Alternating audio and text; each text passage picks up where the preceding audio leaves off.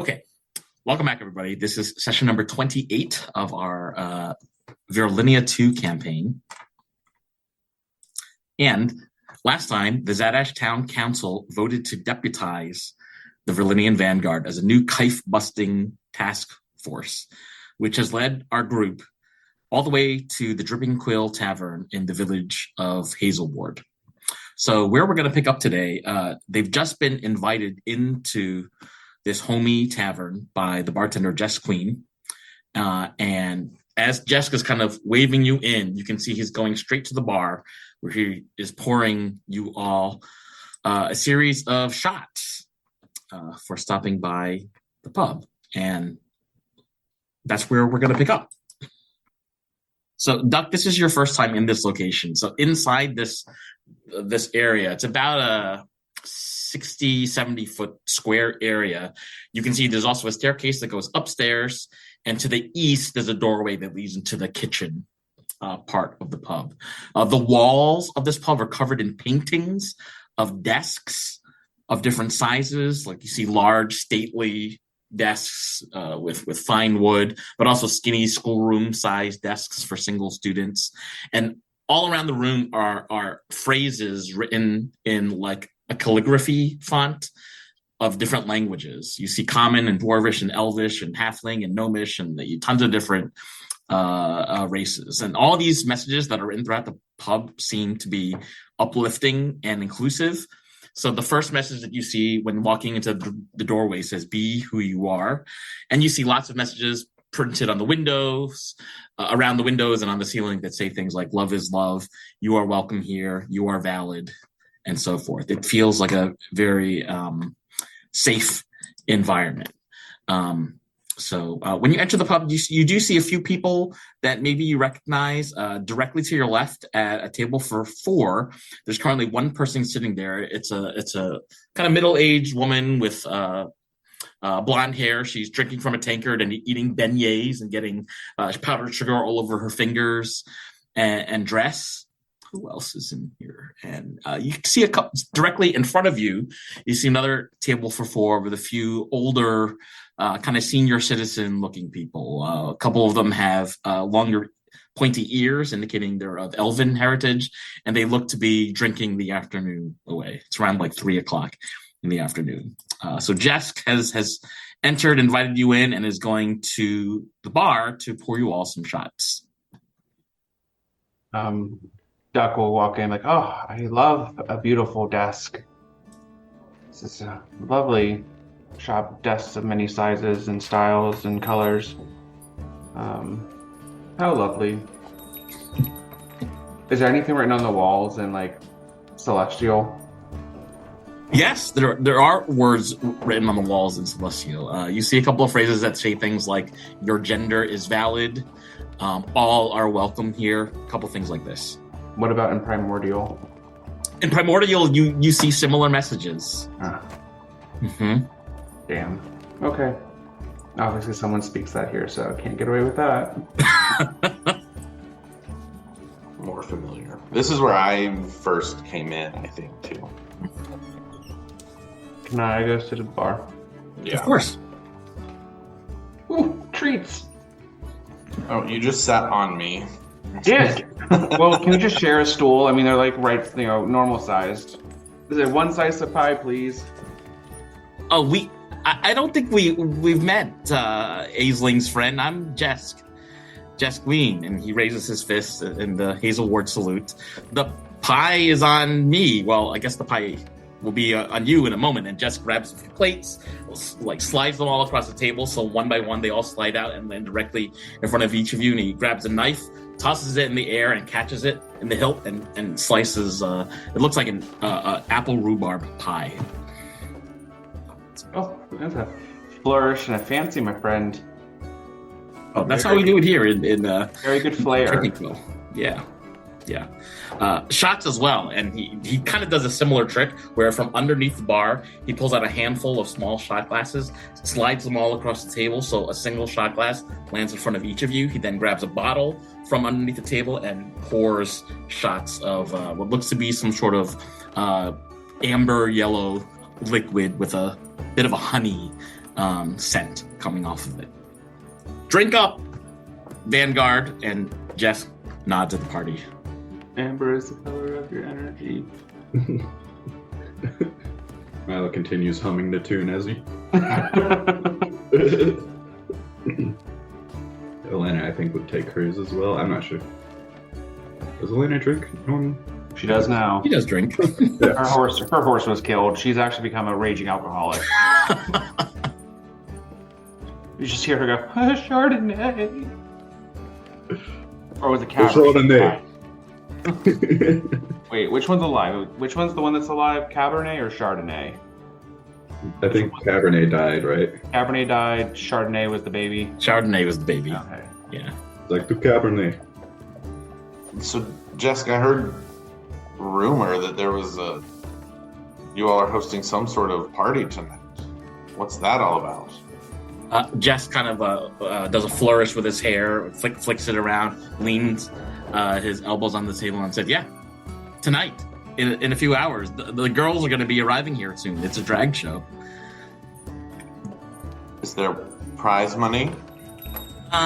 Not really. This isn't the big leagues. It's mostly for fun, and the girls get on stage to kind of get their acts some feedback, and they collect some coins at the end of the evening, and of course, the Driven Quill makes some money.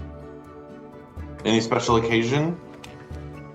Not particularly. It's the first show of the month. We usually host a drag show the first week of every month. Some people are maybe celebrating the fact that the fall season has started. Well, we should probably stick around for that, I guess. Oh, shoot. You know everyone in this town, don't you? I definitely do. Yeah. Do you know anyone that can tell me anything about this? And I'll shuffle in my never-ending pockets and just pull out the spine of the book. I don't want to expose it to too much light because it's old, I think, and antique, but I came across this book and thought maybe I could get someone here to look at it and tell me about it. We got it from the lady. Yeah, we got saved It was from the one that we took the slippers from. yes, you stole it from Pushpa Jaisalmer. Was it stolen or did she give it to us? Actually, you're right. I think she might have given it as. Didn't she point us in this direction? That's right. Yeah. And say like, okay. You still. I think somebody stole the wine bottle. Maybe that she poured. Yeah, I stole the wine That's and that then Elena dropped it because she's got butterfingers. and I stole her slippers. Jess notices the spine, and says, "I know someone who would be very interested in getting their hands on that tonight." Yeah, who might that be? The one who sneezes. Elena? No, silly. The Mayor Slofty. Is he still sneezing? Yeah, he has an allergy to his cats, and he loves cats, so he doesn't know how to avoid all these allergies. But he'll be in drag tonight, which means he probably won't be bringing his cats on stage. You have a mayor that does drag.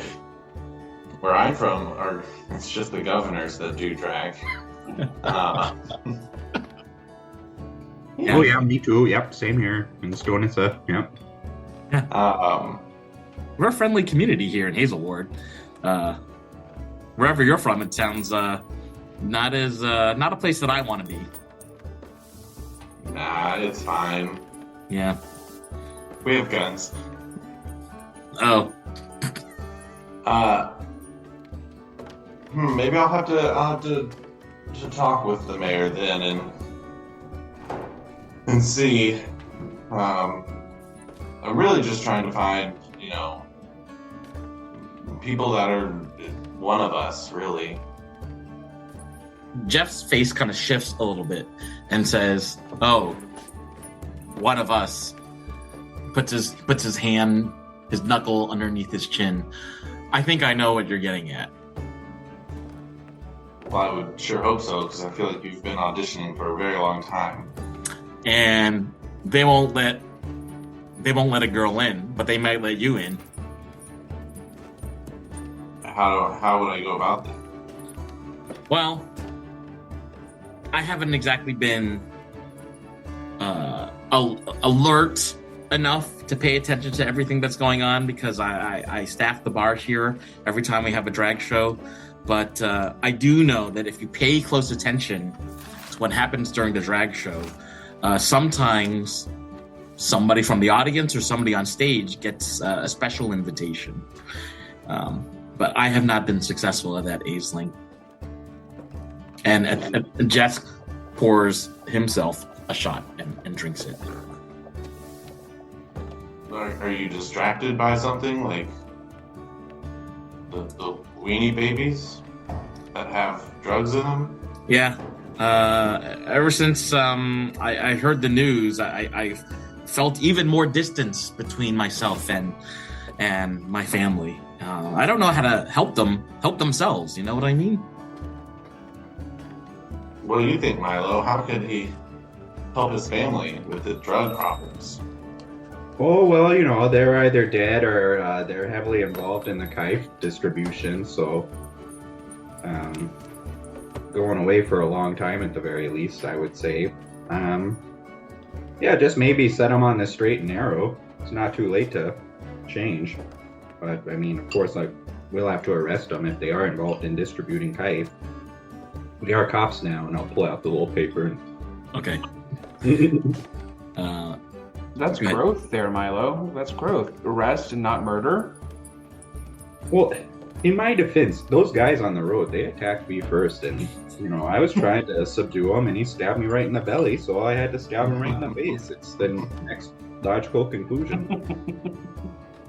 Baby steps, Milo. Baby steps. We're getting there, man. Jess says to Milo, yes, arrest. Don't kill my family. I want Arrest them be, 6 feet under. No, I want them to be alive long enough that maybe they can understand where they went wrong and we can reconcile after a long stay behind bars. Please don't kill them. They're still my family after all.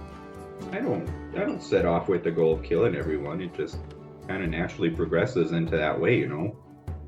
Usually I'm the one getting attacked first, and then I swing.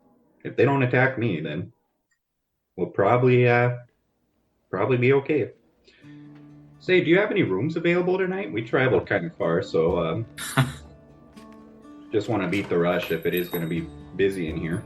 Jess grins at you and says, actually, all of our rooms are booked tonight by the girls that are performing tonight. Ah, shoot, I figured, but can't help but ask. Yeah, but I know you're friends with people in town. Didn't you help the Gillies and the daughter? Their house is not being used right now. Didn't you take the dog with you to Zadash as well? Oh yeah, the dog's with her over at the orphanage, so yeah, they're okay. I guess we could crash at their place. A little weird. Yeah, I mean, nobody's using it, and I feel like since you solved the murder of her father, he would not be opposed to you using his space for the very moment. No one's been there ever since you discovered what was happening at the Temple of Laera. House party! Yeah.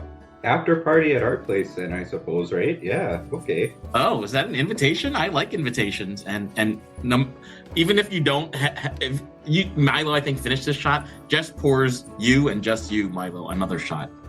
Milo takes it, and then Elena's in the corner, just kind of quietly sobbing about Cabernet still. Milo, maybe do you think you should feel her emotions because now she can't be surprised? Milo, do you think you need to get your roots retouched while you're here? Oh no, you shaved your hair off. Just kidding. Oh yeah, kind of going through something. A little bit of a midlife crisis, or I guess, I don't know, quarter life crisis. Single and ready to mingle. You got that haircut because you became a cop? No, just kept getting in the way, and plus I was growing out a little bit, so it didn't look as good as when I got it here. So figured start from scratch, and we'll do it again some other time. Yeah, well, I can say all of us at the Dripping Quill are happy to see your face again here in this establishment. Well, that means a lot. And then Milo kind of wiggled the shot glass on the table like... Another one. Just pours you another shot. Milo also does drugs now.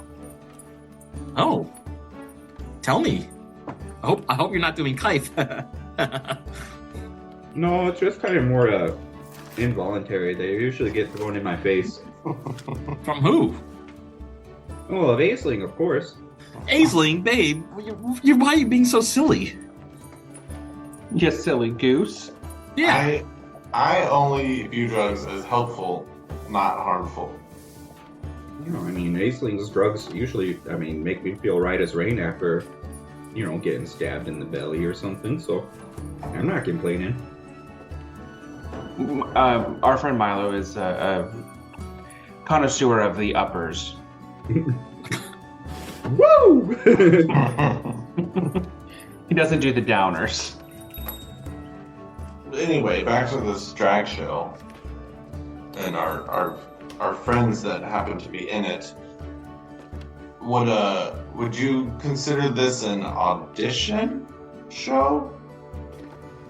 Jesk shrugs his shoulders and says, possibly this is your way to demonstrate that you're actually one of us. And when you're asking this question, the doors, the front doors of the pub swing open, and this man with long black hair to about his shoulders, he's got obvious tattoos of like quills and different sort of symbols on both his arms. He's wearing kind of a nice leather coat with straps in like an X formation, like leather straps and buckles across. Jess gives this person a head nod. This person gives Jess a head nod back. And Jess says, "Oh, you know the room, it's upstairs." And the person nods and starts walking upstairs. Milo will just kind of try and cough. One of us as they pass by. One of us. We have been here for 4 minutes and you've had 6 shots, so you're probably not whispering. One of us.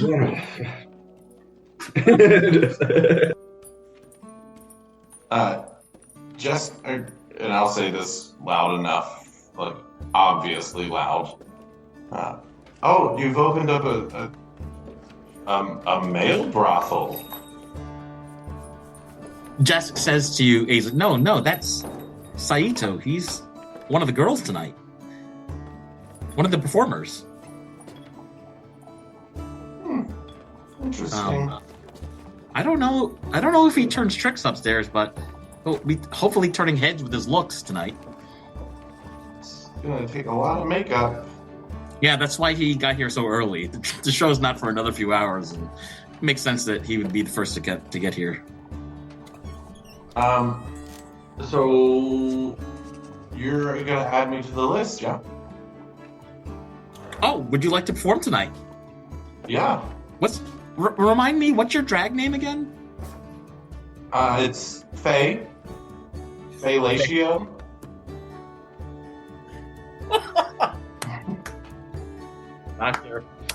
Dr. Cody in the house. We love it. Faye. Jessica's writing on a scroll. So there's 6 girls performing tonight. Can we put you like maybe 5th or? We should kind of put you near the beginning because you haven't been tried and tested. Do you mind going 2nd? Sure. Would you be interested in doing a duet, or do you have a solo act? Normally, Fellatio takes 2 people to participate, but I'm pretty good solo also. Okay, well, I'm flexible. Since you're flexible, the host is going to be here tonight, Gustavo, and Gustavo usually does a duet with some of the newer girls just so they can learn the blocking on stage and understand how to get the light to hit their dress appropriately. You kind of know how it is as a new performer. So, well, I guess we can leave it up to you if you're comfortable either way. Whatever works best for you and the rest of us. I'll pencil you down for second, hon. How about that? Great. And how do you spell F-E-Y? It's F-A-Y-E. Mm-hmm. Latio. So that's L A-T-I-O. A-T-I-O. All right, hon. You're up second. I would not Google it.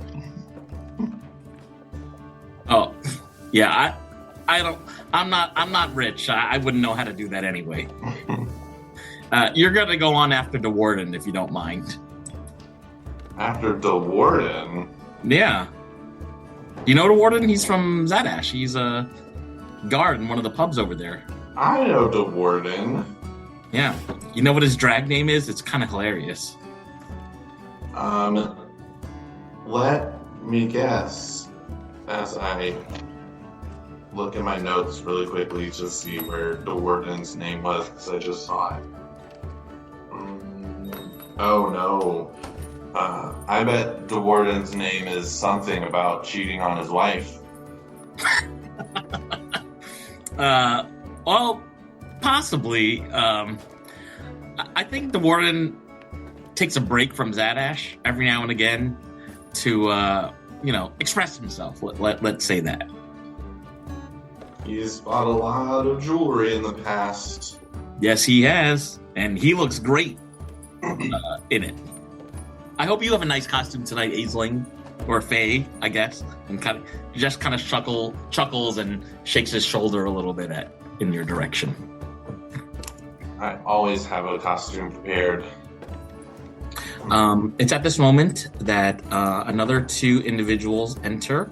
One of the individuals is a short, bald dwarf with a huge, bushy mustache, longer than a handlebar mustache, and beard.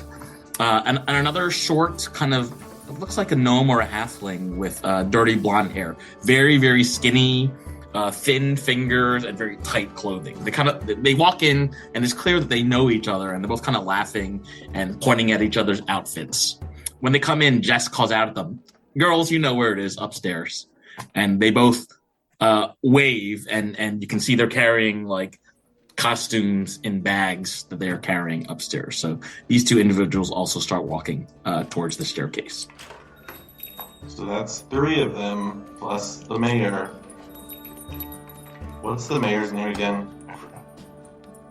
Oh, Senor Schlafty is the mayor of Hazelward. Old Schlafty, the cat lover.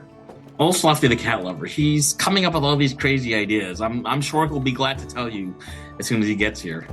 He can talk your ear off, Not literally. What's his drag name? Pussy Galore? No, it's something with snow or colors. He'll tell you when he gets here. Great. And I'll just push my shot over to Milo that I haven't had. Okay. Well, I've done 3 shots already. That'll be number 4. Yeah. Okay. At a certain point, you're going to have to make a constitution check. Save. So what time should we be here? Oh, Jess steps out, looks at the front door to see where the sun is in the sky. He comes back and says, in about a few hours, maybe 3 hours. Hey, I guess I should probably get to practicing. Tell me about what you're going to do tonight. Perform. Mm-hmm. Do some dancing and some quick changes and some reveals and, standard drag affair. Reveals? Well, don't tell me anymore. I want to be surprised. There's gonna be a little bit of the windmill, a little bit of this. The step. It's gonna be great. A lot of pizzazz, a lot of show, a lot of sparkle. And who provides the music? The host will, Gustavo. Gustavo, you're welcome. He's going to be here pretty soon. Okay. Because I tend to do pretty hardcore shows, so a lot of like mosh pits and things. But if that's not what fits, I can tame it down. Yeah, that's not quite the aesthetic here at Hazelward. But you can talk to Gustavo when he gets here. Do you have any like good Salinas Dawn? The songs by famous artist Salinas Dawn. No. Why don't you hum a little for me, Duck? I'll just hum the tune to My Heart Will Go On. Jessica seems very happy to hear this tune. Says back to you, that's not quite our era tonight. Maybe in the future we'll do a theme around that, but the vibe is going to be a little bit different, a little bit older. Oh, so we're going older vibe. See, Jess, this is why they're not going to let you in. You don't provide enough details. In walks another person that you've met before. This person is wearing a long red dress. Hair is kind of up in a beehive. It's black hair, kind of teased up in a beehive. She has very long eyelashes, and she's carrying a glass of wine. This person's name is Olivia, wine drinker. She walks up to her. I hate her. She keeps showing up. I hate her. I didn't realize they let her out of rehab.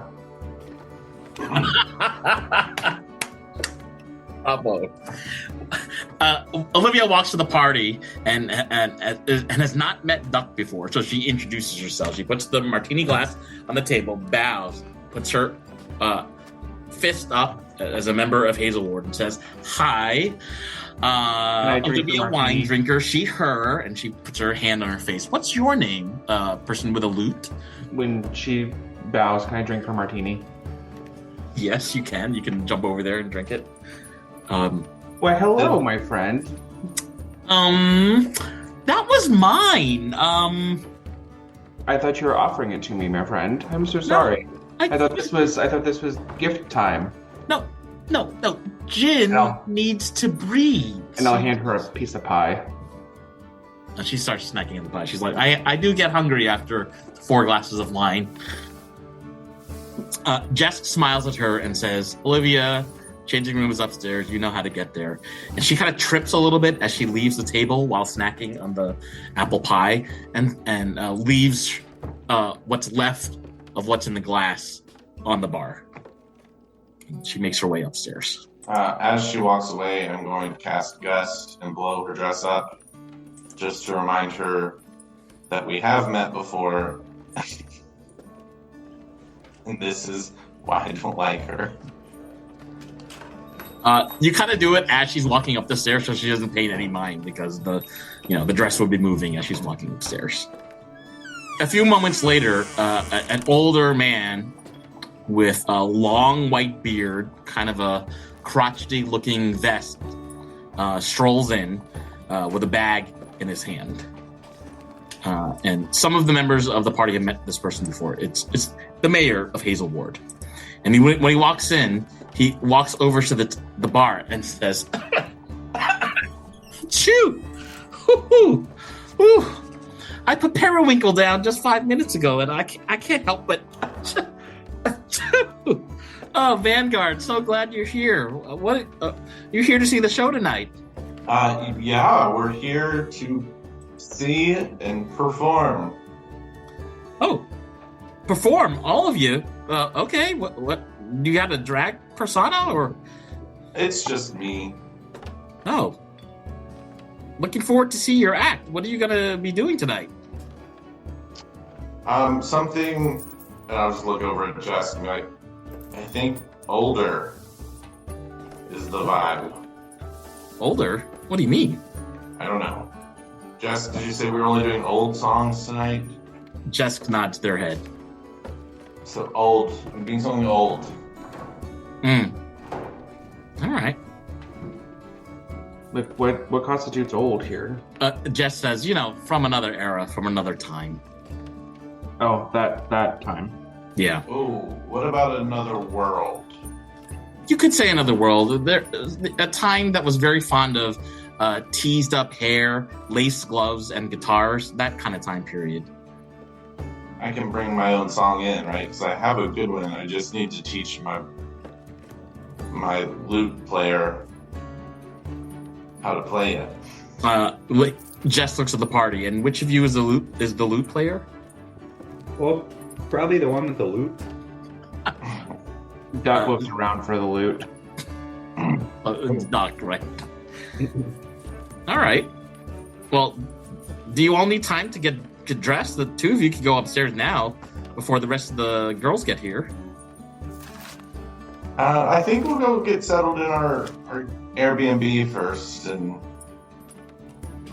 then I'll head back a couple hours, or in about an hour or so. Oh no, it says here check-ins not till 3. I don't think we can go yet. Sorry.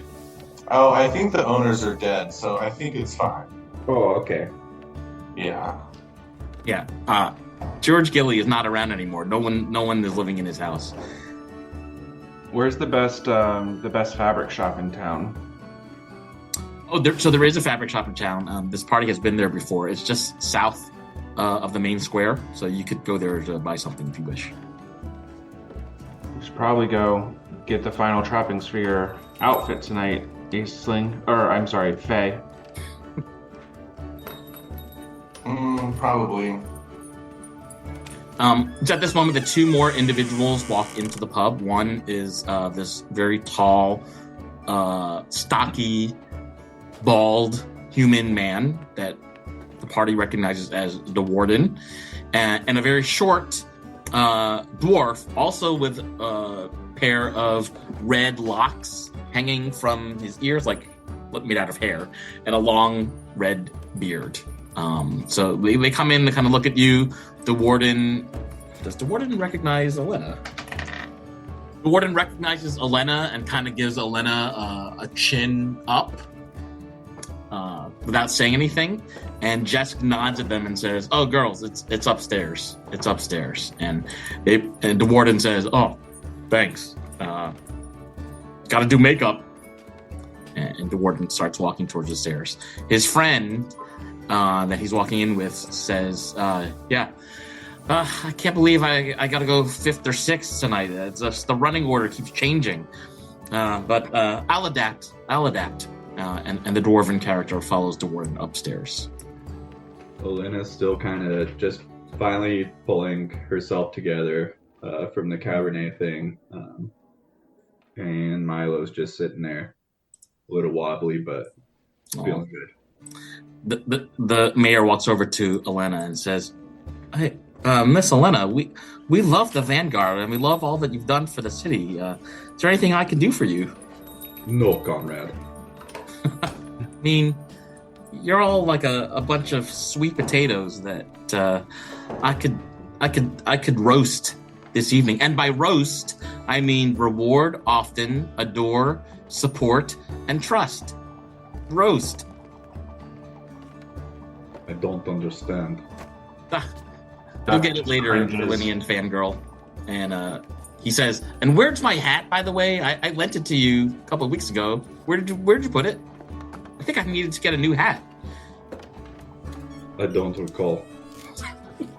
Well, all right. I guess you did save the city, so I won't charge you for the hat this time. And he pretends to bow with a hat, but he doesn't have a hat. And Schlofty starts making his way upstairs. So should we go get you an outfit?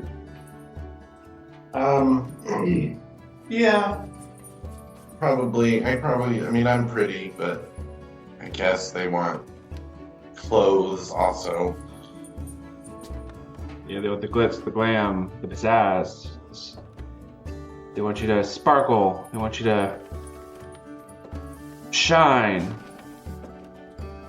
Jess says to you, Aisling, listen, Aisling, if you can't entertain the crowd tonight, that's going to look poorly on the Virlinian Vanguard, so you better bring it. Have you met Fellatio before? I have had zero encounters. Have you with never Fellatio. ever experienced Fellatio Never. before? I don't exactly know how it's going to work. This Oh. is an experience. It is life-changing. It will rock your socks. It will Oh my blow goodness. your mind. Well, The well, my- first time you experience fellatio will sit in your brain for the rest of your life, my friend. oh my goodness. You Oh my will goodness. never forget that first time. You're getting me too excited about this, Duck. That is what fellatio does. It gets you excited. I think you need to go find your costume and get ready because all the girls are here already. You better get ready upstairs with them. You I don't think have to get ready if you stay ready. You don't have they a- do a lot more work than I do. Duck, are you dressing in drag as well tonight? I would not want to take away from fellatio. I will just be there to be their hype duck. Hype Duck. Okay. Yeah, that's my manager. Duck is your manager. Yes. Gotcha. I'll take a 10% cut of all proceeds this evening. The next person to enter the bar is a person with a loud pink blouse, very colorful jacket, vest jacket sort of covered in sequins of different colors, and a pretty humongous round black hat with a very wide brim. When this person walks in, you can see that he's wearing something jingly on the bottom of his pants. And when he walks in, he's kind of like bouncing with his shoulders, like music is playing in his head that nobody else can hear. And Middle-aged he's kinda- George. yeah, he's kind of bouncing in, sees Jesk and kind of waves at Jesk. Jesk waves back and says, "They're all upstairs. They're all upstairs." And this sort of jangly person walks behind the Vanguard to go upstairs. What's jangling on them? It's like little tiny bells. They're kind of jangling in syncopation. The way that this person walks, like it's like a rhythm every time they take a step. So it sounds delightful, honestly. Jesk steps away to check on the kitchen, and he tells the party, "You might want to get a table because the customers are going to start to arrive here in about an hour or so." Oh, sure. Where's the stage gonna be? I Oh. want the best view in the house, you know. Jesk points down to where you're all sitting. This kind of stool area where the stools are, and he points to the area near the staircase where there's like a piano set in the wall, and the singing is going to happen over there too. So this whole area in front of the counter and by the piano, that's where the performers will be tonight. All right. Milo will just go. I'll save us a seat. You guys go do what you need to do, and then I'll just stand there. Okay. So Milo finds a seat in the corner near the staircase. Okay. And Elena will do what? I shall go with you, comrades. Okay. And Aisling and Duck are going to buy fabrics. Yeah. Yes. We have to make quick work of this. All right. Do you want to just tell me all the things that you want to buy, and I'll tell you how much they cost, and then we can fast forward. I don't think we need to buy anything. Elena's gonna spend 2,307 gold. Elena, I didn't know you're willing to buy it all. Thank you. But Duck, Aisling, can you include a hat in your outfit somehow, like a bonnet, a little fastener, a crown, even a tiara? Because then we could just use this item, and you could create whatever costume you want, and it could be the most glitzy, the most glamorous, the most beautiful. You just need to include a hat in it somehow. What item is that? I can't remember. It's the patrol hat. It lets you cast disguise self in yourself, but it has to have like a hat in it. That's right. That goes away if you take the hat off, right? The spell Yeah. or the disguise self goes away if you take the hat off. Yep. But the hat doesn't stay a hat. It stays like it doesn't stay. I picture it as like a baseball cap. It's like a patrol cap. And when you use it, it can turn into any head covering you want, as long as it's part of the rest of your costume. But when the hat part of the costume is taken off, it reverts back to its status as a patrol hat. You just have to include some sort of head covering in your outfit. Yes. I would still like to find. I mean, we could go to a children's store because I'm very small. Is there a baby gap here? The closest thing would be the Ween family toy store, but it's closed and it's been closed for a while. Jess, before we leave, can I borrow something from your parents' store?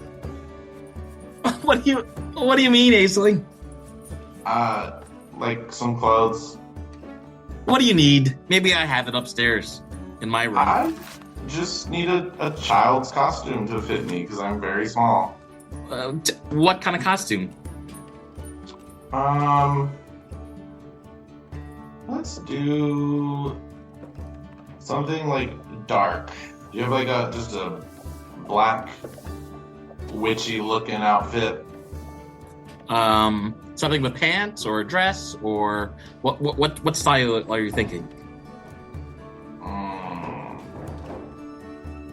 Let's do pants. I mean, I have my old childhood pants upstairs. If you have a belt, you can just put it around your waist. I'm sure it'll fit. Great. All right. So Jess goes upstairs to dig in his trunk of clothing, wherever that is.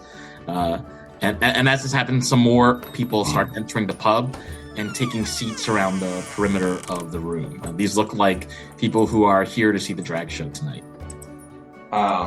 Elena, I have a job for you because I don't think Milo's going to be very helpful because I think Milo is going to probably get very drunk. Milo's already sleeping at the table. Jess mentioned that people will just be on the lookout. You know what we're here for. We have similar business cards. I'm assuming Duck will also be on the lookout, but I'll just tasking Elena with something to help get her mind off of this this horse that she's concerned about. Huh? I will be ever vigilant, comrade. Great. And watch out for that, 115-year-old woman with a face tattoo. I'm very worried. I think I'm scared of her. Oh yeah, she looks like Smeagol, comrade. Smeagol and Mike Tyson had a baby. That is very astute. No, I mean, and then she'll go and sit down next to Milo, assuming that we're not shopping anymore. No, I guess we don't need to. And then I will, wait for Jess to bring me some pants. Some additional people have walked into the bar, including a couple of older folks. In particular, you see what looks to be an older man with a large bald strip in between two tufts of hair, one on either side of his head, both fluffy red, almost yarn-like hair, as well as a little beard. He's walking into the bar with pumping his fist, saying, "My son's in the show tonight! My son's in the show tonight!" He's kind of bouncing, and the older people that are all at his table are like, calm down, we can't wait to see him either." There are a couple of sort of young men walking very closely to one another that are sitting at a table with a very smiley young blonde woman that looks like she might be a halfling. And taking the northwest corner, you see two sort of quiet-looking people also walking arm in arm. At one of the center tables, there's an older gentleman that walks in that's wearing a leather hat, a chain necklace, and kind of like a leather jacket with spikes coming out of the shoulders. And currently, he's sitting by himself. Duck, somebody who walks in. One of the two men that walks into the pub looks over at you, kind of glances you up and over, and then looks away. It's a kind of a young man with a boyish haircut and thin round eyeglasses. Not sure if you recognize him. You need to take a closer look. I'll get that hat from Duck also. Here's the other one. We have two of them. So I still have one. It's at this point that Jess comes back downstairs and hands you, Aisling, the was it pair of pants that you were looking for? Yes. Yeah. They're black. They just need a belt, just as Jess said. And that Jess takes his place behind the counter. Do you need help putting those together, Aisling, or do you feel good? Oh, I'm sure my sisters upstairs would love to help me. Yeah, you better go upstairs now. You don't want the customer seeing you, says Jess. I guess I don't want to ruin the surprise, do I?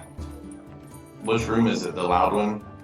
Yeah, you can tell. I mean, from where, because you're not so far from the staircase, you can hear there's definitely a lot of chatter and like heels walking on the floor upstairs and laughter coming from upstairs from a singular room. Aisling, do you need me to play a ditty for you this evening? Oh gosh. Do you know the band?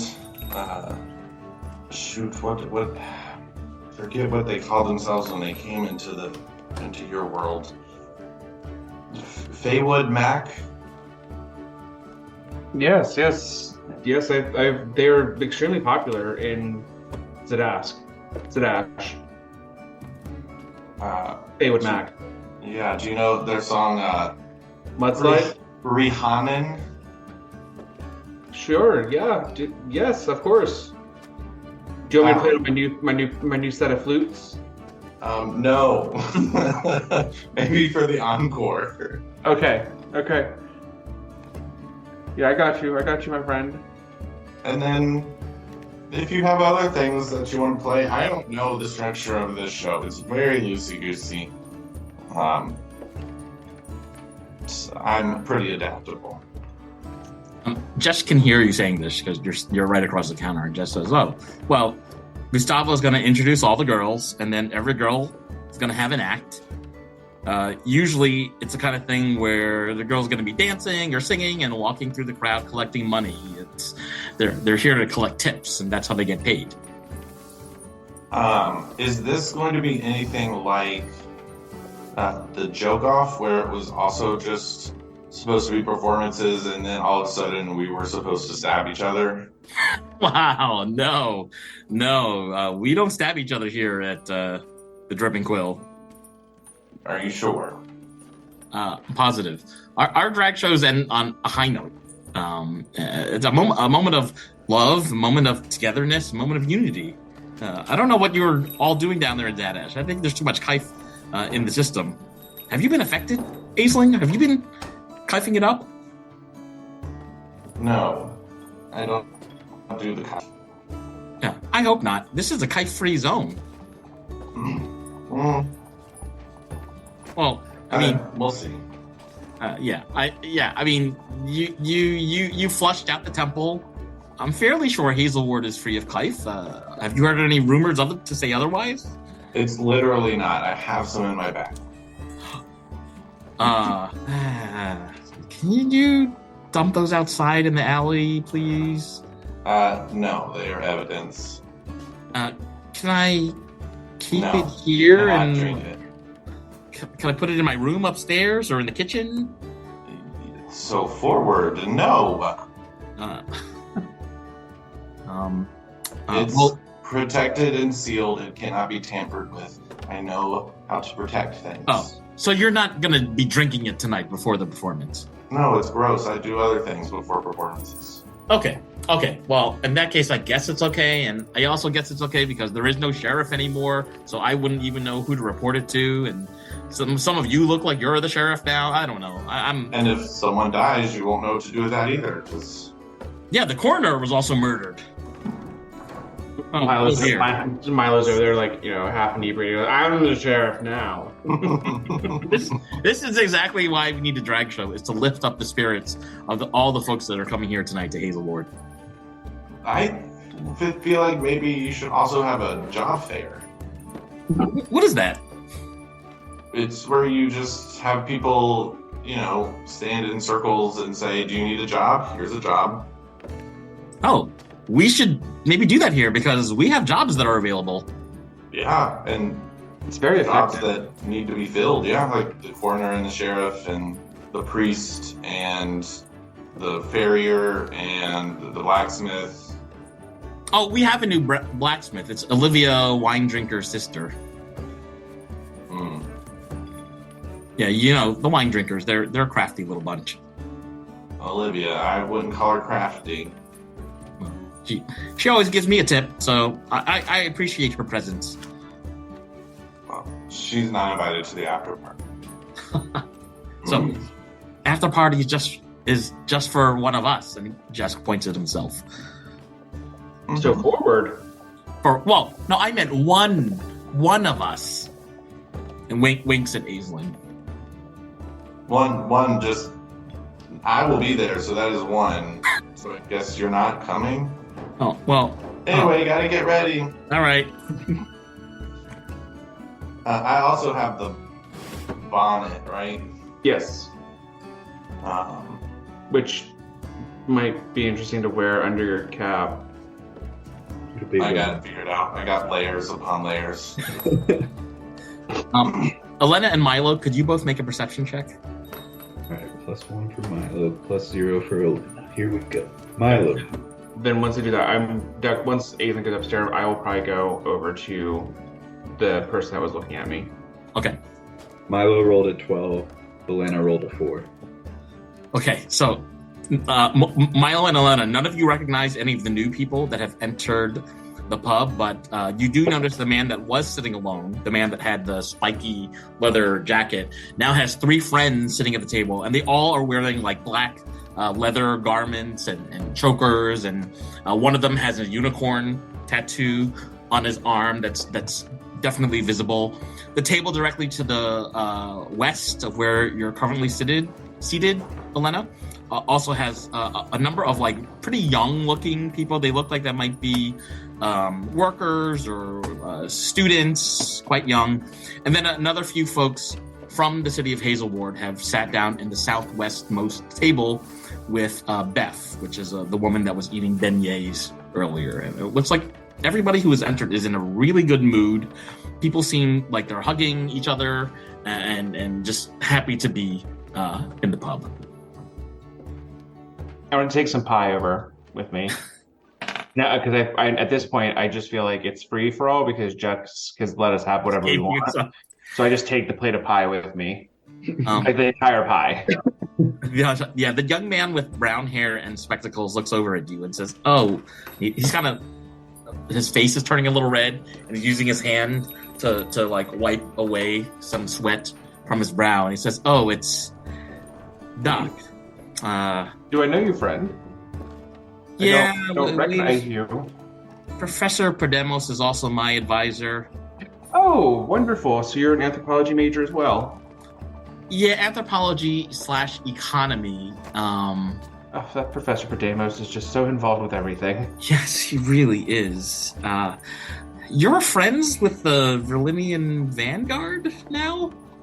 Yeah, it's I heard that they were getting into a lot of rabble-rousing and figured the best way to write my stories was to hitch myself to a band of unlikely heroes.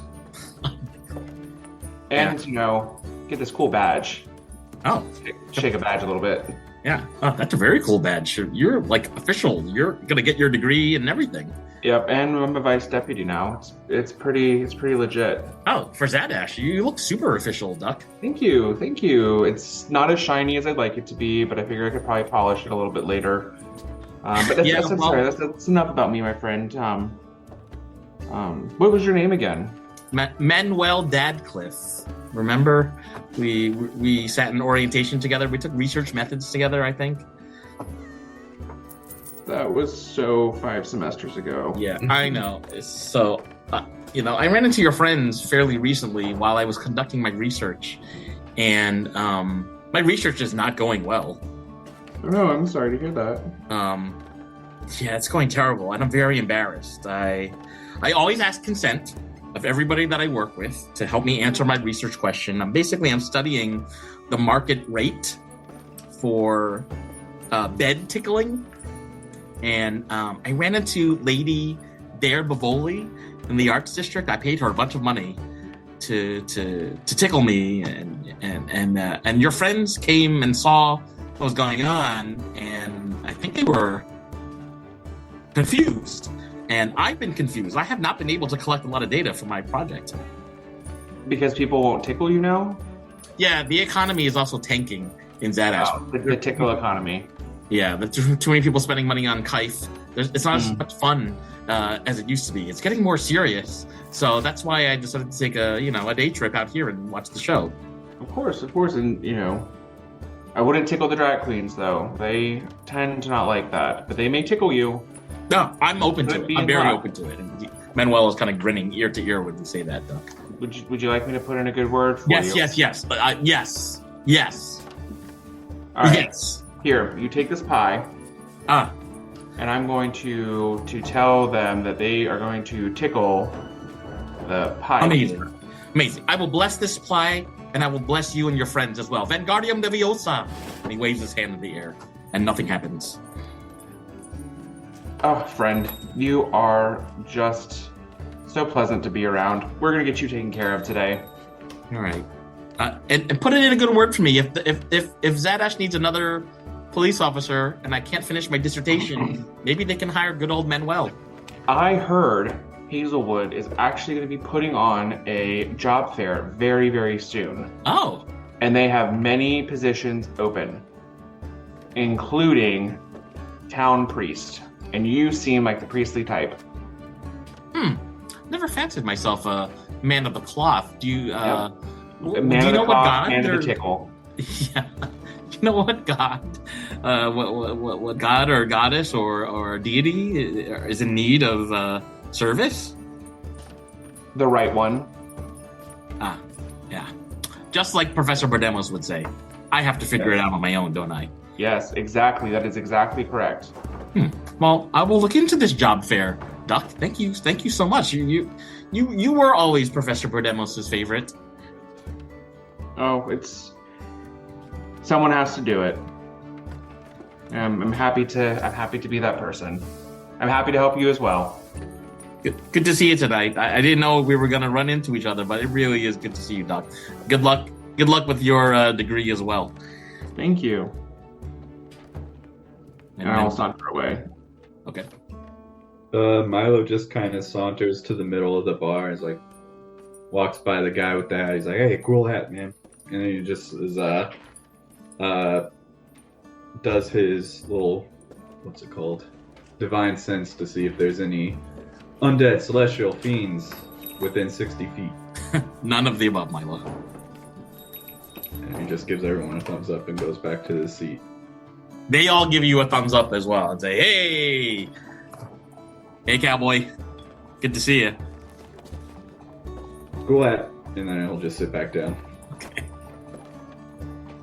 The host of the drag show comes back down, and you can see they're whispering. Actually, they're not whispering. They're comes back down from upstairs and is having a conversation with Jest about tonight's show, and they're kind of exchanging things. Jest serves this person a shot, and the person downs the shot, and you can see he's still like moving his shoulders up and down to music that no one can hear, and the person goes back upstairs. So it's getting close to dinner time, and also close to the show. Jess is walking around the table serving dinner. If anybody wants a meal, it's only three silver pieces. It's mutton and boiled potatoes. Duck will get some dinner. Okay. Probably needs something to settle all that pie in his stomach. Yeah. Yeah, Milo will also buy. Well, but just buy everyone dinner. Okay. You said 3 silver per plate? Mm-hmm. Well, thank you, Milo. Oh, sure. And that roll, just the one, was for my tails. Okay, you're doing a tail, huh? Okay. I'll have it ready because I don't have to bestow it on anyone yet. Okay. But I did roll Tail of the Clever Animal Okay. so that I can use that. And then, like, when, just in preparation, when Aisling comes downstairs to, like, begin their act, Mm-hmm. the first thing I will do is to bestow that tail on Aisling. Amazing. Okay. So they'll have 10 minutes, and whenever they make an intelligence, wisdom, or charisma check, they'll be able to add an extra d6 to their roll Wow. for 10 minutes. For 10 minutes. Okay. Yep. And we all know no drag queen stays up there for longer than 10 minutes at a time. That's right. So by this point, you would have caught, because you're helping Aisling. By this point, you've kind of caught that every act will only be on for about 3 to 5 minutes, which means after Aisling introduces themselves during the sort of pageant that happens at the very beginning, then each person will have their act, and Aisling's going second. So if you're going to cast this spell for Aisling's performance, you can do it the second time that Aisling appears. Does that make sense? Yep. Mm-hmm. Yeah. Yeah, so it'll almost be like right when, like, Aisling starts to come down, because I'm assuming that Aisling, being Aisling, is going to have some dramatic entrance. And it'd be like, that'd be like the first thing to do, you know, almost like the MC of like, and here comes Miss Fellatio, and I'll like throw it at her then. Oh my goodness. Be prepared to be blown away. It was right here, but I did not want to say it. Or just blown. Just at the mic. All right.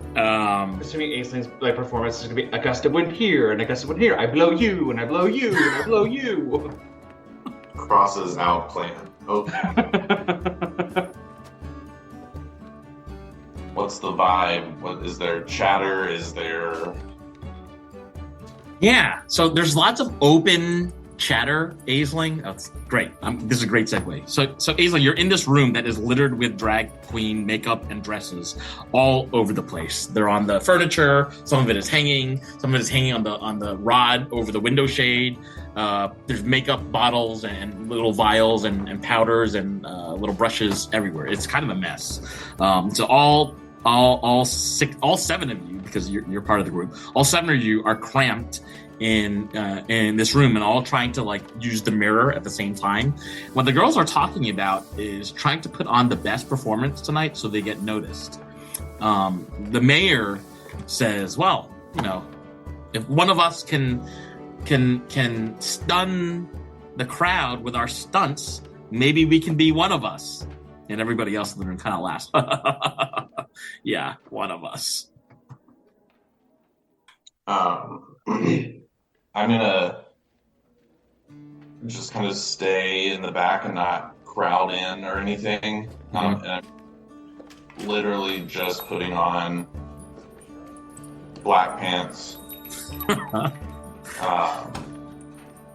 like a black shirt, Okay. and I'll just pull out some black like face paint, and I'm just gonna cover all my skin in black.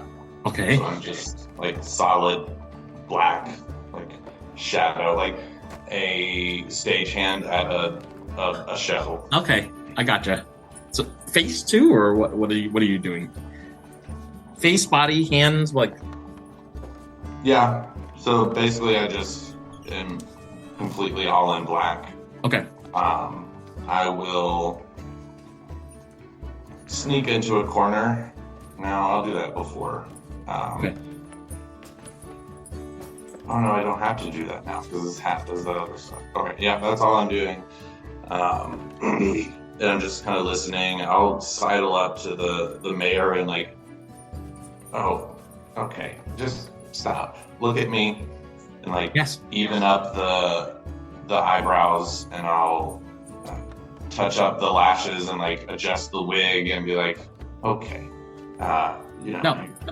Faye, you have to blend. You have to blend more on the cheekbones. Blending. Oh no, I'm good. We do things differently where I'm from. But then you don't get the same effect. We want to see cheekbones. Well, I mean, I don't. I'll kind of whisper and be like, "Don't tell anyone." But I I had some good trainers where I'm from. Oh, who's your drag mother where you're from? What's her name? Oh, you wouldn't know her, but Autofay. Let's just say I walked with the Assassins. Oh, well, sometimes you just got to believe in s'mores. I don't like the texture of s'mores. Well, no, it's s'mores, because so many other realities exist simultaneously. Whew, somebody in here had a cat recently. I'm sorry. Is that another one of your ideas? Yeah. I'm also thinking if I make a lot of money tonight, I'm going to invest in him. HIM. Hazelward Instant Messenger. Some magical messenger service that uses the message spell so that two people in two different places can talk to each other without having to be in the same room. R.I.P. AIM. I missed that. Well, you're good to go. And then I'll just back away. And just kind of post up in a corner while everyone else gets ready and just kind of watch them all and just kind of take note of what they're doing. People are stretching and touching up their makeup, and some of them are leaving the wig for the very last thing that they do before they put on all the before they walk downstairs. You can see some of them have very elaborate dresses and suits on, very elaborate makeup. It looks very exciting, Hazelwig. This is the closest you have felt to your Fae family in quite some time. It just feels like you're with people who understand you. If other people are stretching, I'll be like, oh yeah, and then I'll stretch. Oh, so limber. Don't forget our calisthenics before we perform. But yeah, I'm not going to make a show out of anything. I'm just going to be there. Right, Aisling, we ready? Sure. Performance, not my thing. What? Do you have a performance bonus? +1. So, why are you doing this? I don't think we planned this well. Aisling won the bard competition. They have this. Aisling wants to win every competition now. I'll be there to help as much as I can.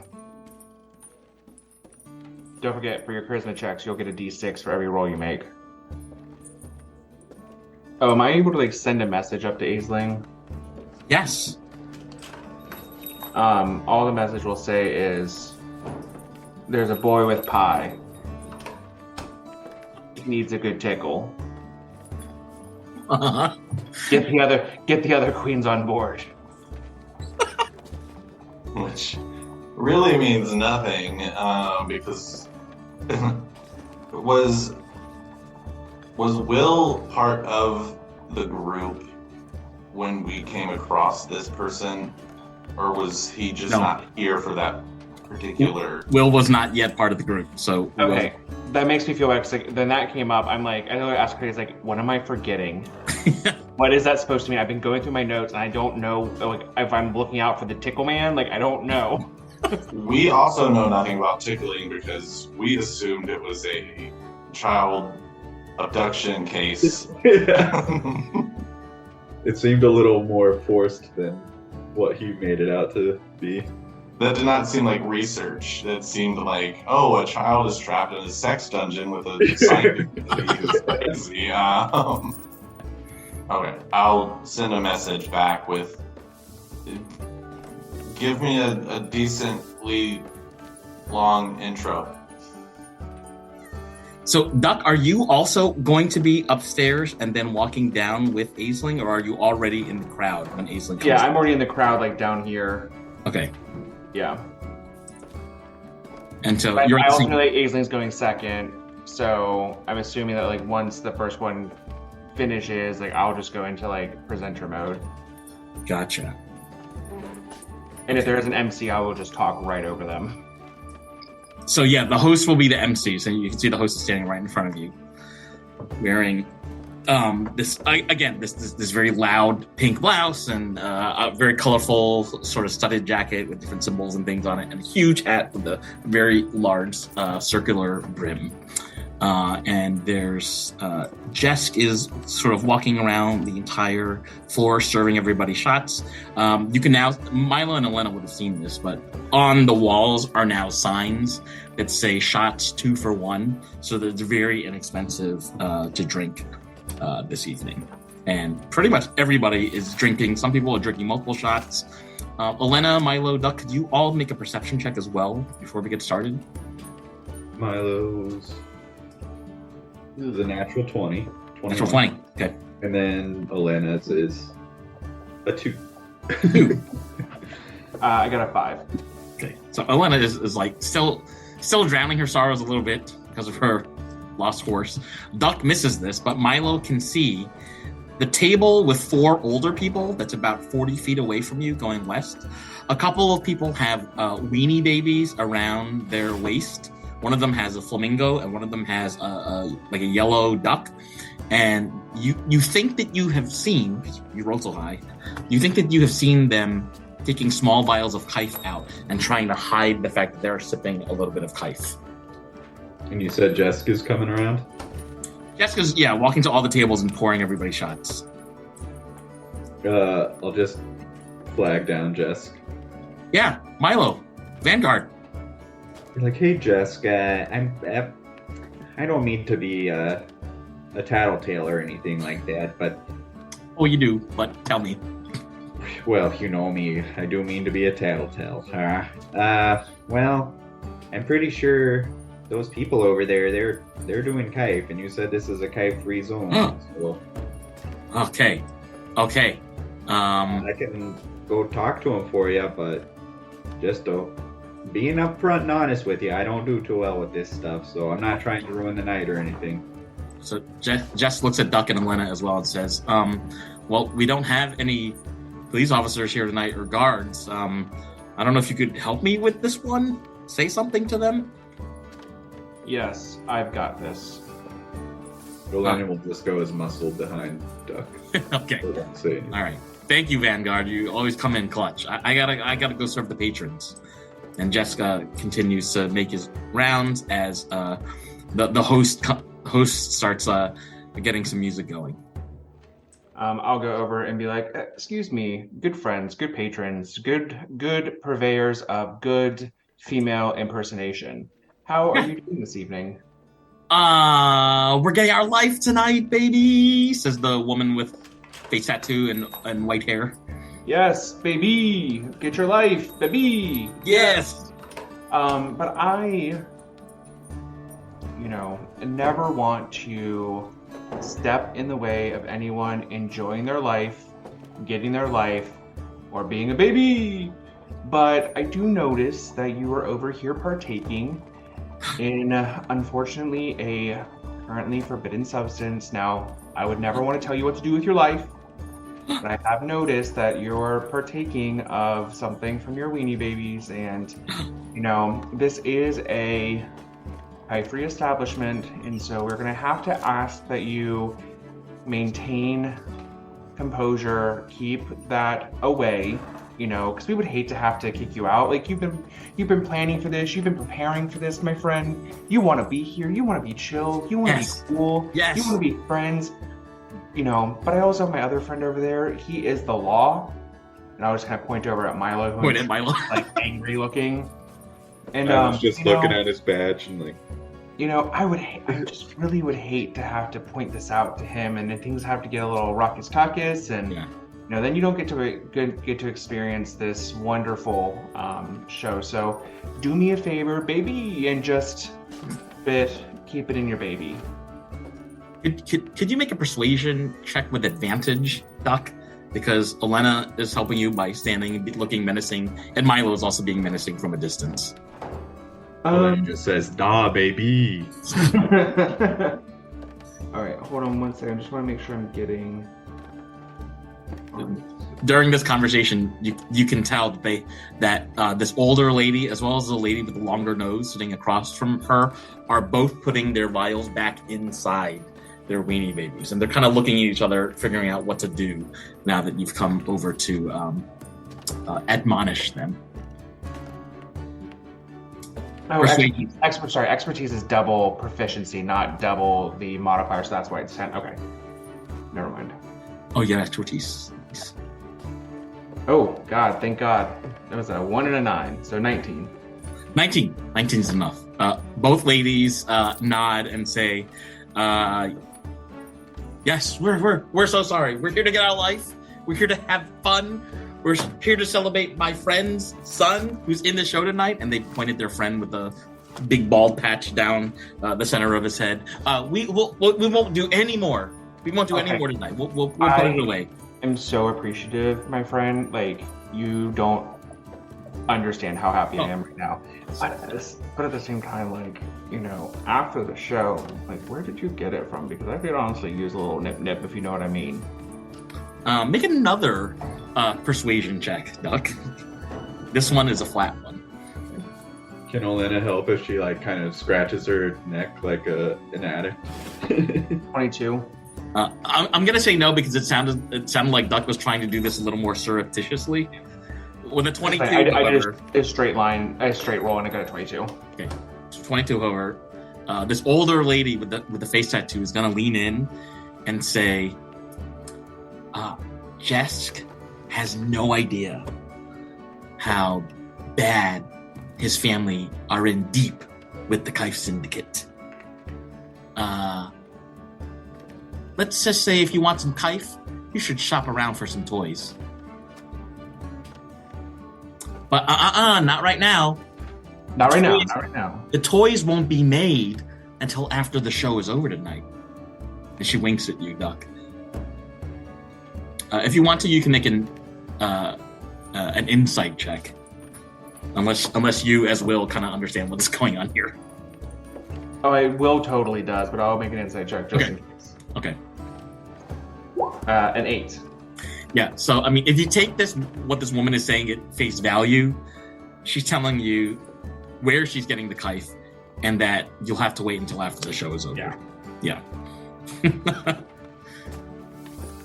then I'll just saunter back over. Okay. The host is like bobbing his shoulders, and you're starting to hear some music play. He's like waving his hands in the air, and there's music that's filling the room. You're hearing this like drum beat coming out of nowhere, and the crowd is kind of like also starting to move their shoulders. People are definitely inebriated already, and this person says, welcome everybody to the Dripping Quill. Tonight we are no longer in Hazelward. Tonight we are in Hazelwig, and then around the room, all of the desks that are on the walls transform into different colorful wigs. You see long blonde wigs with like waves, long wigs made with different colored braids, like all the different paintings on the wall now look like wigs for the moment. Can I also, like, when this is kind of getting started, can I call Jessica over again? Yes. And be like, all right, one thing is, I think we're taken care of, so everything's good. Everything's going to be copacetic, my friend, so we'll stop. Yeah. The second thing is, when Aisling gets started, we need a round of shots for everyone. Oh. I'll take care of the tab. Yeah. But this is on, behalf of Fellatio. Mate, we got it. We got you covered. Fantastic. Yeah, we got it. That's it. Jess returns to his station. The host introduces himself and sort of bows to the crowd and says, "My name is Gustavo, you're welcome." And the crowd shouts back, "You're welcome," at Gustavo. And Gustavo's like continuing to move his shoulders. "Let me introduce you to my girls tonight." And one by one, different people start walking down from upstairs. Brazil! They're going to go to the microphone. Yeah. Uruguay! France! The first person that comes downstairs is wearing this very flowing blue gown. They are very tall and very muscular. And the slit of the gown goes up very far, revealing a very meaty, muscular thigh. She has a plunging neckline with a very gorgeous and prominent necklace with hanging metal rectangles that sparkle with inlaid jade and aquamarine. This person is also wearing fierce 6-inch tall high heels that are black with matching aquamarine straps. She walks on over, puts her hands on her hip in front of the piano and says, "Hi, everybody, I'm Michelle, yo mama, but don't call me Michelle, call me Your Highness." And she bows, and people are shouting, "Your Highness, Your Highness!" And she's kind of voguing with her hands as she takes her seat at one of the stools. So could the party all make insight checks as this is happening? Everybody or just the ones downstairs? Everybody downstairs, yeah. So Elena, Milo, Duck. 9. Mm-hmm. 9 for Milo, 4 for Elena. Okay. You all are guessing this person's just very happy to be here. Do I know who everyone is since I was up in the dressing room? The next person to come down to the stage area, standing next to the piano, is a very short woman with red hair. She's about 3.5 foot tall, coffee brown skin, brown braids underneath a golden crown. She's wearing a tight leopard print leotard and red boots that go up to her knees.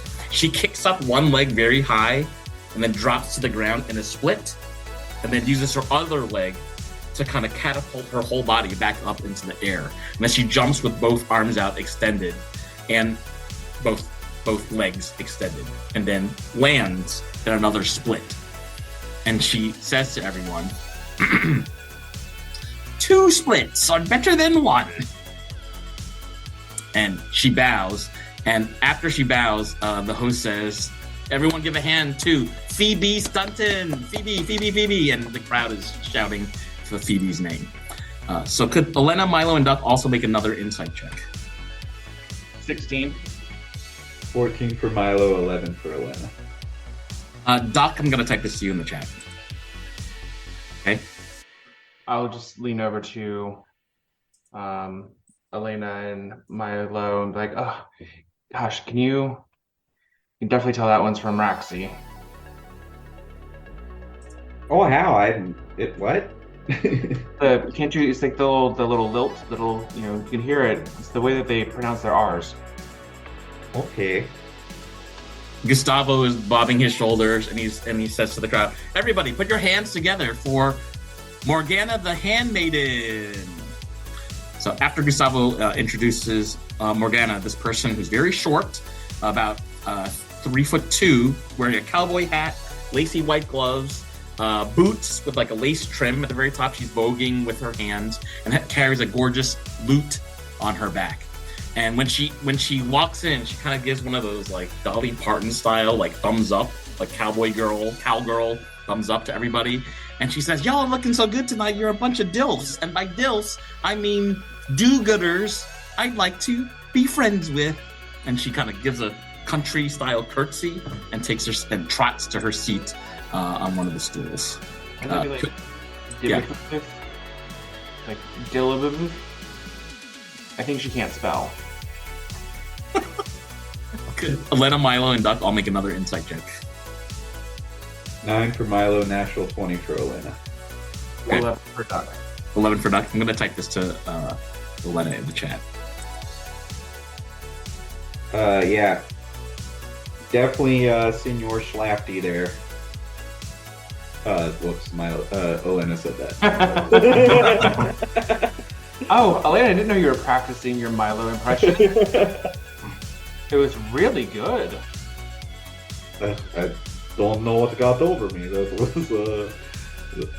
was different. Gustavo is bobbing his shoulders still. The music is still going, and he says, "Next on our stage is Pepperlyn Phoenix." And he's kind of got wrestler announcer voice going, and the crowd is shouting "Pepper, Pepper!" And in walks this lady, very slim. She's got a mermaid sort of silhouette that flares out on her dress at the very bottom. It's a turquoise dress with a deep V-shaped neckline. She has very dark eyes with black makeup, and very long eyelashes. Aisling would have seen this, and it's also very visible to the crowd that she has sparkles on her face and upper shoulders that are like glued on to her body. When she bounces in, she casts some sort of cantrip that causes an illusion of snow to cascade all around her. And she says to you all, "I'm very cutely, I'm Pepperlyn Phoenix." Meow. And takes her seat. Could Aisling, Elena, and Duck make another insight check, please? You mean Milo? Yes, sorry. Elena, Milo, and Duck. 14 for the 14 for Milo. 14 for Milo, okay. Duck. 7. And how much for Elena? 3. 3. Okay. So this woman looks very happy to be here. Elena just looks around the table and says, "This could be anybody." Yeah. Gustavo says, and next to enter our stage, it's Princess Pino.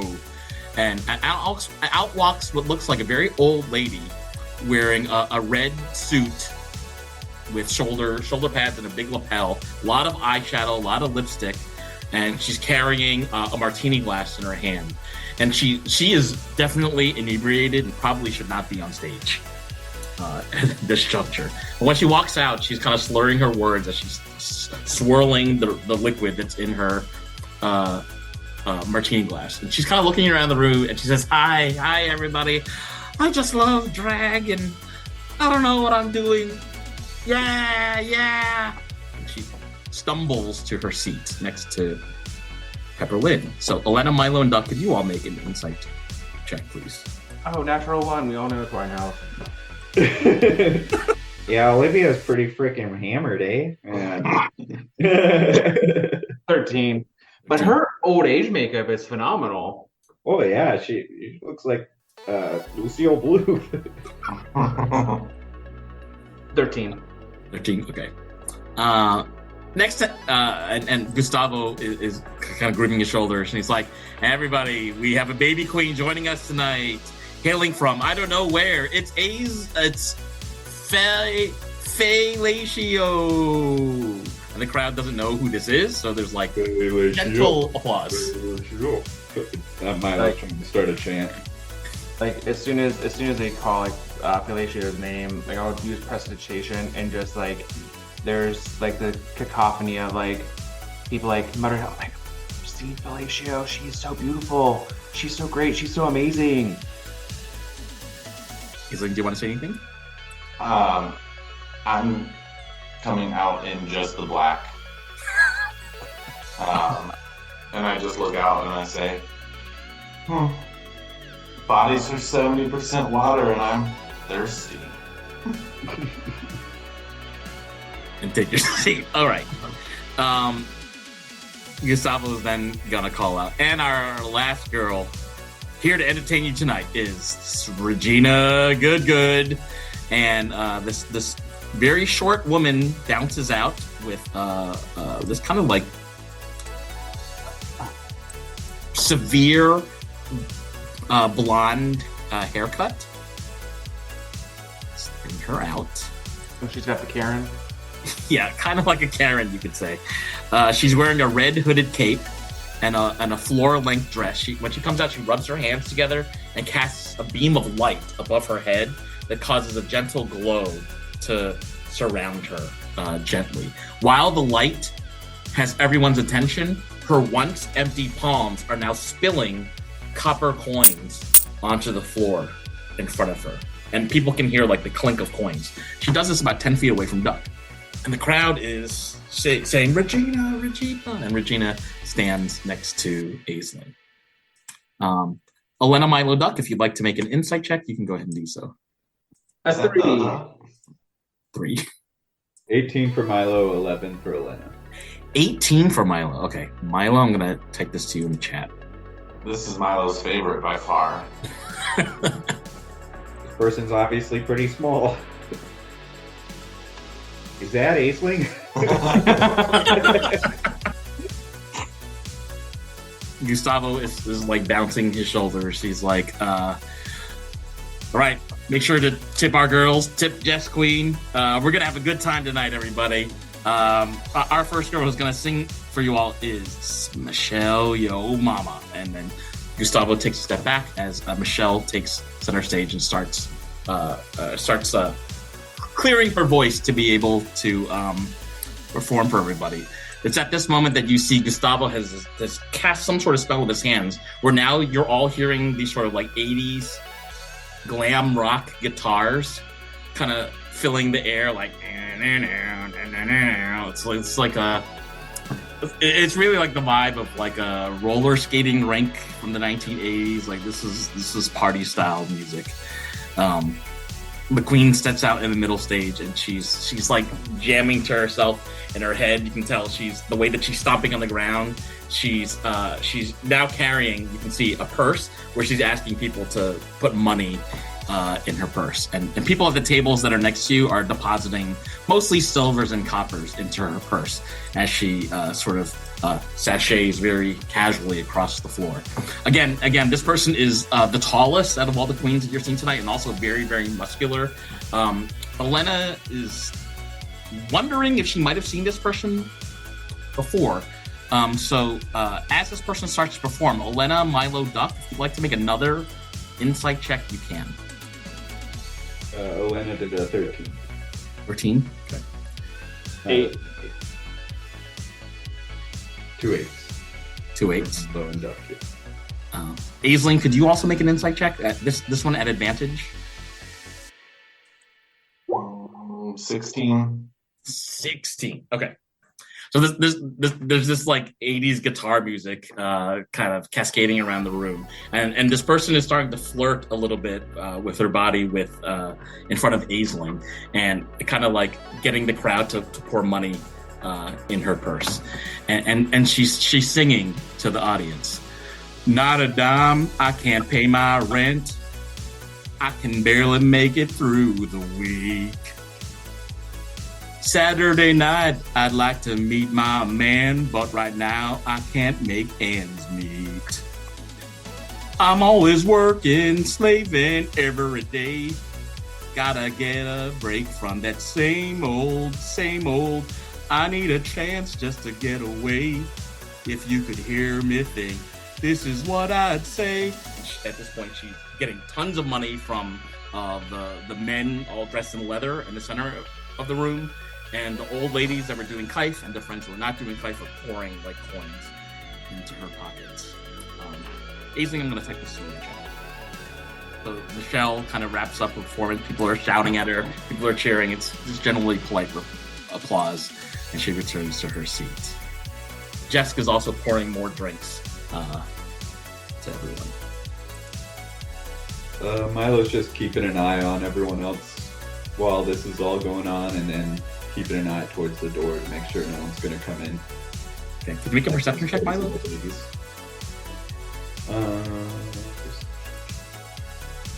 sure that's just a 10. Yeah, just a 10. Just 10. Okay. You're not noticing anything different, but you are noticing that Aisling is getting ready. Well, if you know which one is Aisling, you're noticing that the person dressed in all black is getting ready to go to center stage. Gustavo whispers to you, "Baby Queen, are you ready? Are you ready for this?" Mm-hmm. Yep. We're good. She might be new to the stage, but she's not new to your applause. Everybody give a big hand to Fellatio. At that moment, I the story and kind of go to the spiel of, you may have experienced fellatio before, you may have never experienced fellatio, and that's okay, because today will be the best experience of fellatio you have ever had in your godforsaken life. I look like doing the table pound thing in the background. And I will not only bestow the story like on Aisling. I'll also give Aisling a bardic inspiration. And then I will begin playing Feywood Max. Huge hit. Rhiannon, I think. Like I've never played before. You want to make a performance check, please, Doctor? And I'm gonna give myself advantage on that. Okay. I can recall. Oh yes, that'd be a 26. Okay. Aisley, can you narrate what Faye is doing? So during all of that interaction, the entire, actually, how much is it? 20-foot radius. So I'll walk out just still in my black. But like 20-foot radius around me just starts to get dense fog. Okay. So no one can see what's happening. And then 20 foot. Okay, that's Milo and Duck as well will be in the 20-foot radius. it's fine. It's fine? Okay. While this is happening, I'll also like press to digitate. So there's like you know, sparks and sparkles coming out of the fog. Mhm. You know. Nice. Jessica's getting really into it. Every time Jess sees new sparks, they're pouring more shots onto their tray of glasses. And so as that gets denser, it's going to sort of start to swirl, and all of a sudden above me, the fog just kind of collects and just spells out because I'm going to cast Skywrite. Okay. And it just says, Fellatio, she is one of you. Okay. Yeah, because I can do 10 words, and that's only 7. And so, as that sort of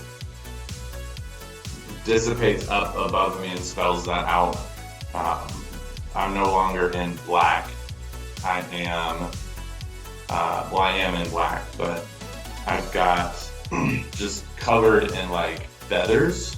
So I've got like a bustier of like black feathers, a like shoulder shroud of feathers, and like a whole train of feathers. The entire outfit is made out of feathers, and then just on top is like a crown of feathers, like those birds that have like random like feathers on their head to utilize the cap.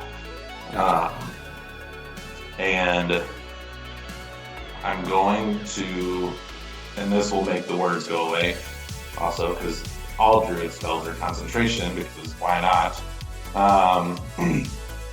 I will cast enhance ability on myself for charisma. Okay. And I will start performing and singing the song. But as I get to different parts of the song, I will, I'm gonna get back to the map. I'll make my way around the tables. Okay. And to sort of touch on something that I wrote into my character but haven't actually done anything with. Anytime I'm near someone, they will smell whatever their favorite scent is, and that's what I smell like. Okay. To try to like encourage them even more to love me, because they are reminded of their favorite things. But at every like, it will make sense with the lyrics of the song. But at one point I cast Gust on myself, and it just swirls the hat off of my head, and then it's, for a quick glimpse, it's just me in all black again, and then it'll come back down. Mm-hmm. And the next outfit, I'm just in like this flesh-toned like bodysuit with a tail and cat ears, and my makeup is just cat, and I have whiskers. And I'll work the room some more, And then, oops, here comes another gust. And when it comes back down, it's just full on like angel wings. There's a halo. Wow. Ethereal looking dress, and I'll bust out my wings and just fly up instead of working the floor. And then as the song comes to a close, I'm going to cast Gust once more to like bring the wind back. And then as the hat comes back down, I am as high up as I can, so almost to the ceiling. Mm-hmm. And I'm just going to stop, and it's just going to be a solid hooded white cloak. And it goes all the way down to the floor, but you can't see my face because it's all straight black. And I'm going to just stare at the people that I've tried to tag as faceless men. Could you make 4? Tell me if I have this right. There's 4 costume changes. Yes. Bird, cat, angel, hooded cloak. Could you make 4 performance checks, please?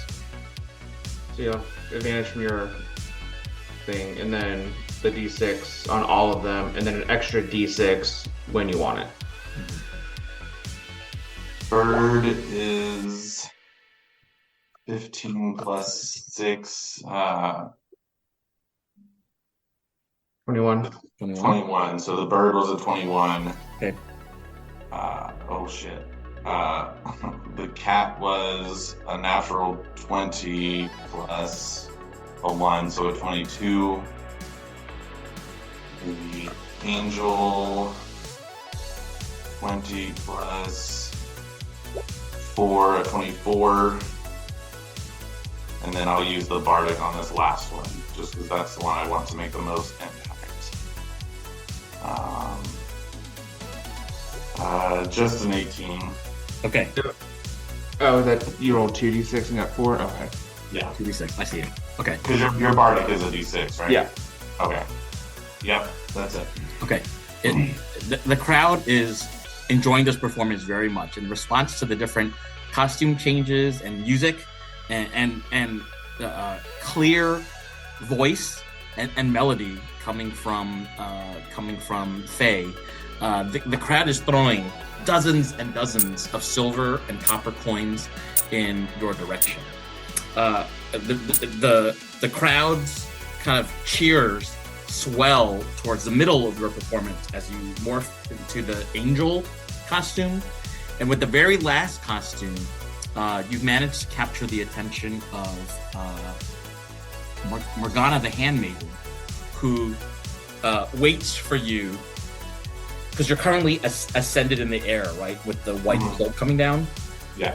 She's gonna wait for you to descend safely to the floor, but she's like there to catch you or guide you in some way. Like she's transfixed by this and looks like she thinks it's amazing and wants to like be sure that you land safely. So she's sort of run over to be able to get you. And as it ends, I will stay up for like 30 more seconds of like no music, no singing, and then I'll just kind of ethereally float down. There's about 11 gold pieces worth of coppers and silvers that have accumulated on the floor for you to pick up for your performance. Morgana outstretches her arm to kind of like pat you on the back and check that you're okay. And she's sort of whispering to you, Hun, you good? I'm great. Did I make more than you? Oh, well, I haven't gone up yet, but you're surely going to make more than me. And she holds her hand up to the side of her face so that the palm of her hand is only visible to you. Written on her palm, it says, "See me." And then she closes her palm, and she's like, "I hope you got the message. You were great tonight." See, girl. I will take the hat off and go back to my seat, and I'll just be in my all black again because I didn't think it all the way through, and that's just what I'm stuck with now. And I would like to give all 11 gold pieces of tip that I had to whoever I feel is performing the worst. Okay. Aisling, when you take your seat, Gustavo turns to the crowd, clearly clapping, saying, "Whew, what a performance! That is not a baby queen. That is a mature mother right there." Everybody, let's give a second hand, please, to Faye Latio. She took us home tonight. And the crowd is going pretty wild, actually, for you, Aisling. Yeah. Milo chucks another 10 silver at Aisling. I'll pocket that one to not give to the worst one. Back to Milo. And then I'll spend like the rest kind of watching the crowds, also just perceiving, looking for whatever I can kind of catch that's either sketchy or sly or... Morgana is going to step out of line and use her hand to kind of like beckon you to come stand by her. She's got like 1 foot up on the staircase going upstairs. She's pointing at you, Aisling. I'll stay where I am. Okay. Does Aisling still have the book that we were given? Yeah. Milo's still just looking around at the crowd. Milo, make another insight check. 4. 4. Milo is slightly confused, but I think Milo has figured out who Princess Pino is, if I remember correctly. Wine drinker, yeah. The princess is gonna like slur her words as she saunters to the middle of the stage, and she as she's spitting the rest of the liquid, it kind of flies out of her martini glass, and she looks very disappointed that she's looking around. Gustavo introduces her. She starts to sing a little bit, and it's very clear that she hasn't really memorized the words, and the applause is starting to die down. Not a lot of people are throwing coppers and silvers in her direction. And she looks at the crowd kind of dejectedly and says, I got money. I got money where I'm from. Princess Pino out." She throws her glass on the floor and runs upstairs past Morgana the Hand. I'll cast Gust and blow her dress up. She did not get my gold. I knew she was going to be worse, so I'll give it to the second worst queen. The next person to step into the center stage is Pepperlyn Phoenix. Aisling, could you make a perception check? Pepperlyn is kind of flattening her dress. Remember, she has like the mermaid dress. Just all the seams are kind of crinkling up a little bit, and she's trying to smooth it out because it's looking like the fit is not perfect on her body. 19. So I'm not going to type this in the chat. I'll just narrate it to you. Aisling, you're noticing that this person's drag is not very good.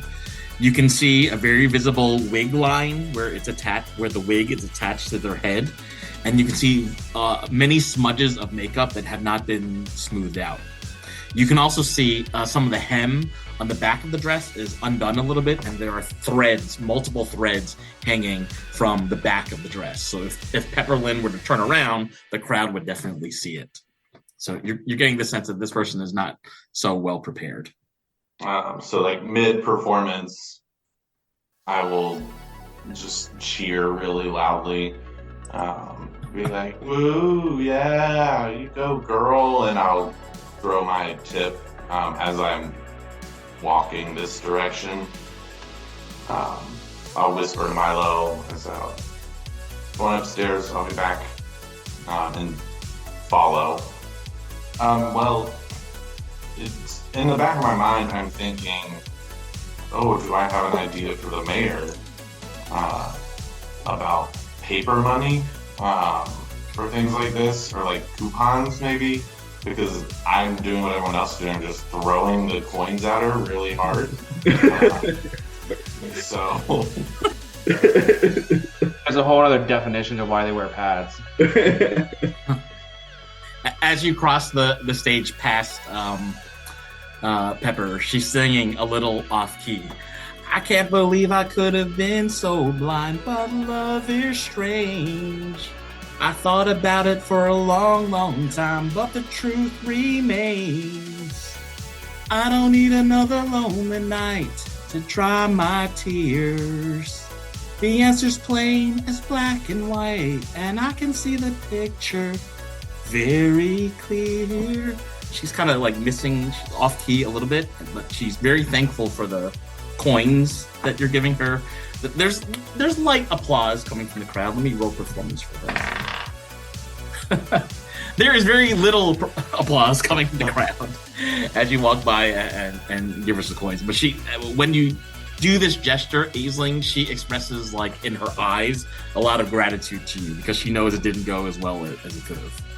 Until 6 copper hit her in the face.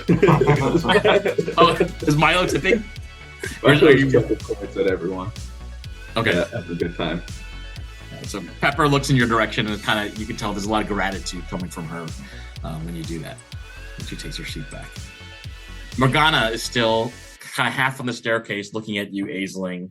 She's like, like, want to go upstairs? Stop. She's holding up her palm. You don't see any words written on it anymore, but she's holding up her palm in your direction. Yeah, but you're not very sly, are you? Let's go. Are you going to be okay up there? I'll ask Aisling. Who's Aisling? I mean, Felatio, I'm sorry. You going to be okay, Faye? I think Aisling is that one over there, Regina Goodgood. Oh shit, who are you? I'm sorry. Yes, I will be fine. I guess stomp real loud if you need us. Okay. Alright. I'm really good at stomping. There's a lot of weight behind me to make a lot of stomp noises. Just like a little knock. The hell was that? Morgana walks you into the changing room while the performers keep singing and kicking and doing splits and acrobatics downstairs. Morgana says to you, Aisling, I think tonight might be excuse me, allergy, sorry. I think tonight might be your application to become one of us. Yeah, that was the point. I've already done my pre-op, and I'll go over to my bag and pull out my business card, and I'll also pull out the book and say I was told that maybe this would help further things along a little bit quicker. We are trying to do some good work for you, and could use a little leg up. When you say this, she kicks her leg up under her dress, and she's like, you mean like this? Yes. Well, I'd like to invite you to the executive suite. Now, she points to another room here in the inn that you haven't been to yet. The door is currently closed. When you look in that direction, Aisling, you can hear whispers in the air saying, Aisling, Aisling, Aisling, Aisling. What? Senor Schlafty says, open the door. Aren't you gonna miss your performance? No, I'm going down. But you open the door. Oh, I bet you're going down with fellatio. Can I do like an insight or something on Schlafty? What's this extra D6 get me? Just charisma stuff? Charisma, wisdom, and intelligence for 10 minutes. Has it been 10 minutes? Almost. I would say it might still be active now. 15 plus 6, so 21 insight. As you're kind of standing around, kind of judging what this person's intentions are, you think that Senor Schlafty means to do you a bit of good by pointing you in this direction. At this point, you can see that she's starting to reach towards your clothing to grab onto you. I'll open the door, I guess. You open the door, and for a moment, you see inside the room mirrors with makeup It basically looks like a fancier room compared to the room that you were before. But there's makeup laid out on the table, beautiful shades and different colors. Some of the most amazing dresses and corsets and wigs that you've ever seen with fabrics that are very, very expensive and very, very rare. It looks like a drag queen's dream room. When you step forward into the room, however, you realize that this is something of an illusion. And you find your body sliding down what feels like an endless tube of glitter as a tingling sensation runs up the back of your spine. Oh no, it's hell. That burning Elmo meme. I can see that. Ooh.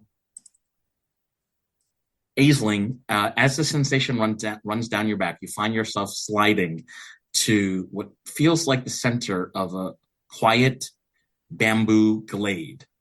And to the east of where you're standing, about 60 feet away, is a large wooden torii, which is a gate, and it's painted red.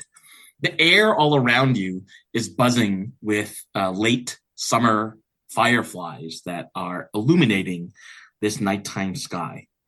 You look behind you for a moment to see whatever chute or slide landed you here, but it has disappeared. It is evident you are now standing in a magical space, perhaps an immersive illusion that is impacting all of your senses. You think you can hear people around you humming, but you can't see anyone. In the distance east of you, about 50 feet away, a wooden chair sits before the gate. And from where you're standing, you can see on the chair is some sort of object. I will look around. Are there like leaves or like is there foliage, or is it just bamboo? Is it? It's mostly bamboo all around you, but there are leaves and other foliage on the ground. It's a lightly damp forest floor that you're walking on. From the looks of things, it doesn't look like there are visible footprints.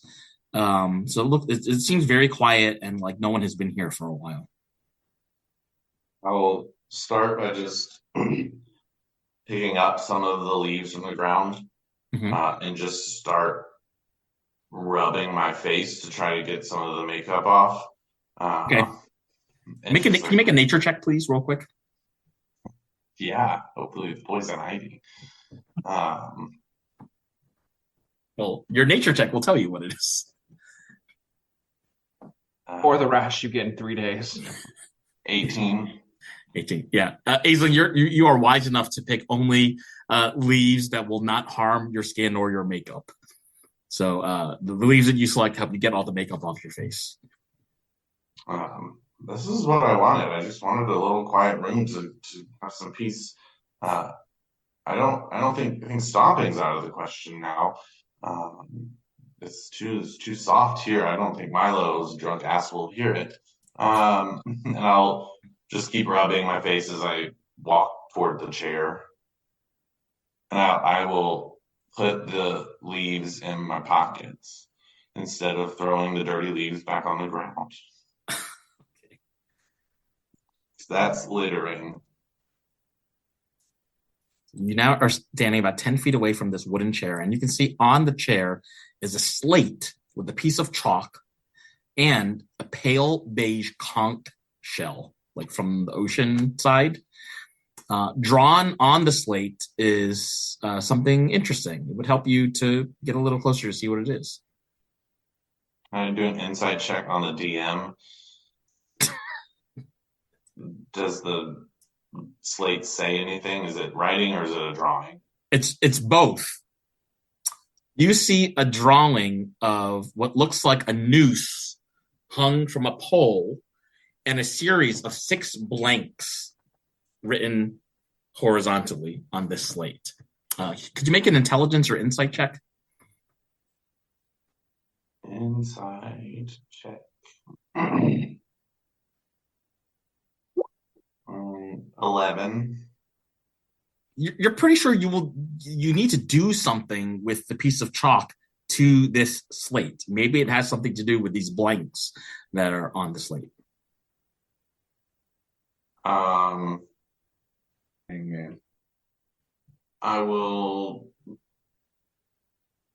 pick up the chalk and I will write O in the first blank. Okay.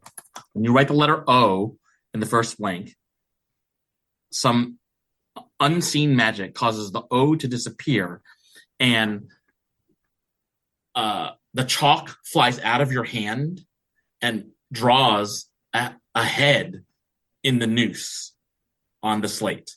And then the chalk flies back into your hand.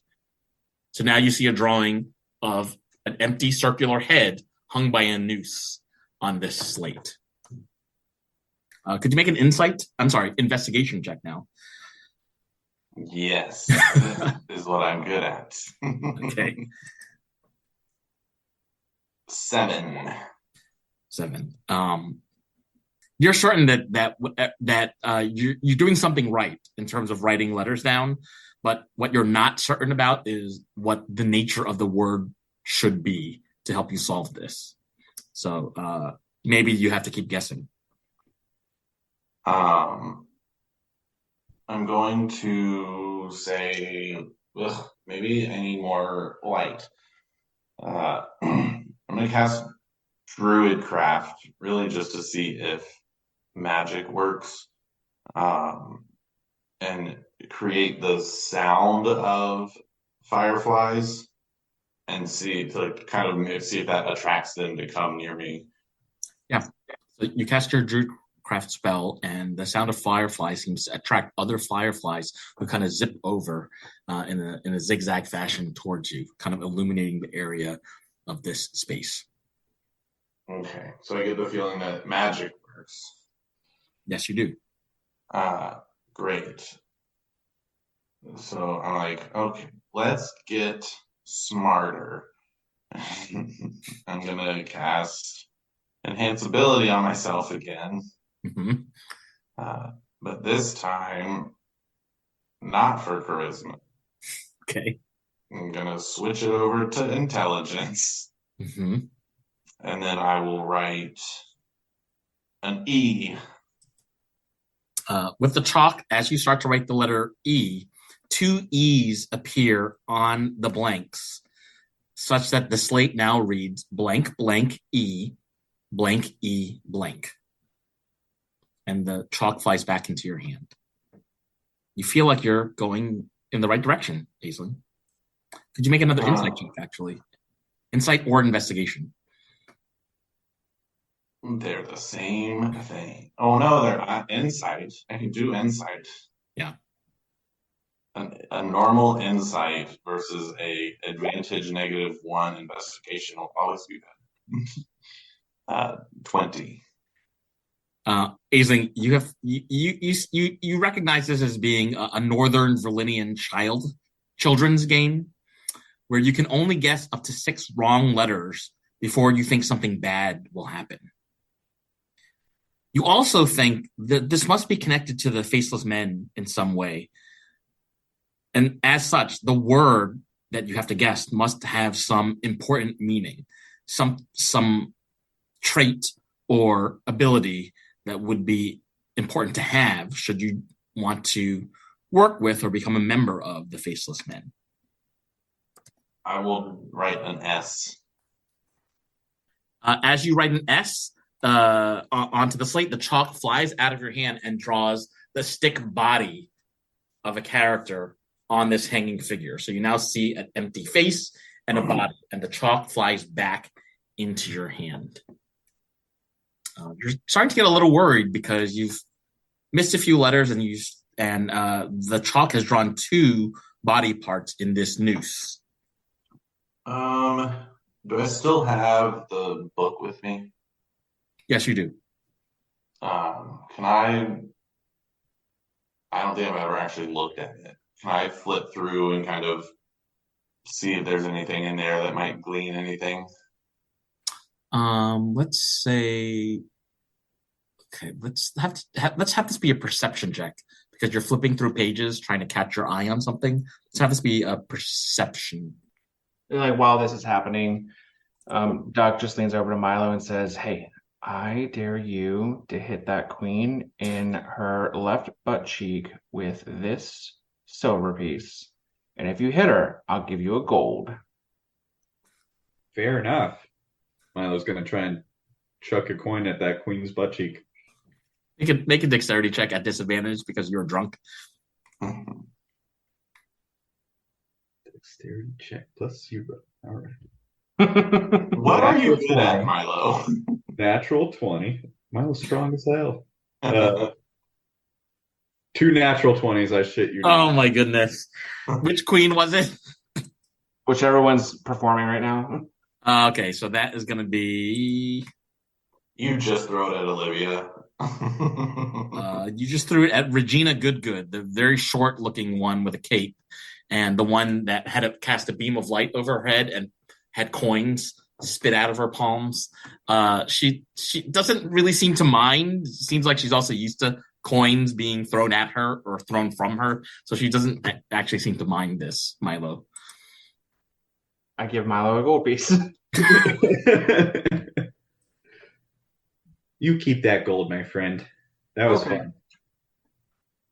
Figured Milo will have another drink.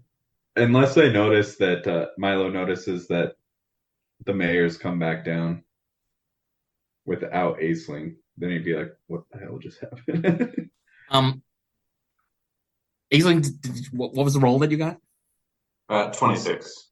Okay, so you're reading through the chapters about assassin disguises and subterfuge, and the passage says that it's very helpful when you're trying to understand a password to have a lot of synonyms prepared. I will write an L. Okay. As you start to write the letter L, the chalk flies out of your hand and writes the letter L in the second blank. So now the 6 blanks read blank L-E, blank E, blank. Words. I'll write a P as in popcorn. Mm-hmm. As you start to write this letter, the chalk flies out of your hand and draws one of the arms on the stick figure. The chalk flies back into your hand, and a flash of words from the book that you were flipping enters your mind. You find yourself thinking more like a secret assassin. What trait would an assassin possess? I will write an A. As you start to write a letter A, the chalk flies out of your hand and draws the other arm on this stick figure, meaning there's no A's in this word. The chalk flies back into your hand, and you can see that the fireflies are dancing around you in what seems to be a very intelligent manner, as if they're trying to communicate something to you. Milo drunk and sweaty, just yelling, "Oh, bye, everyone!" I will. I'll look around and be like, "Fine. Is there anybody watching me? Is there anybody else here?" You don't hear any response other than the fireflies continuing to dance around you. Fine. No one wants a show. I was going to try to make it a show. And I'll write a C. As you write the letter C, the chalk finishes the letter for you, leaving a C in the first blank on the slate. So the blanks now read C-L-E blank E blank. It's probably either a Q or an X. But which one do I go with? I'll write down a V.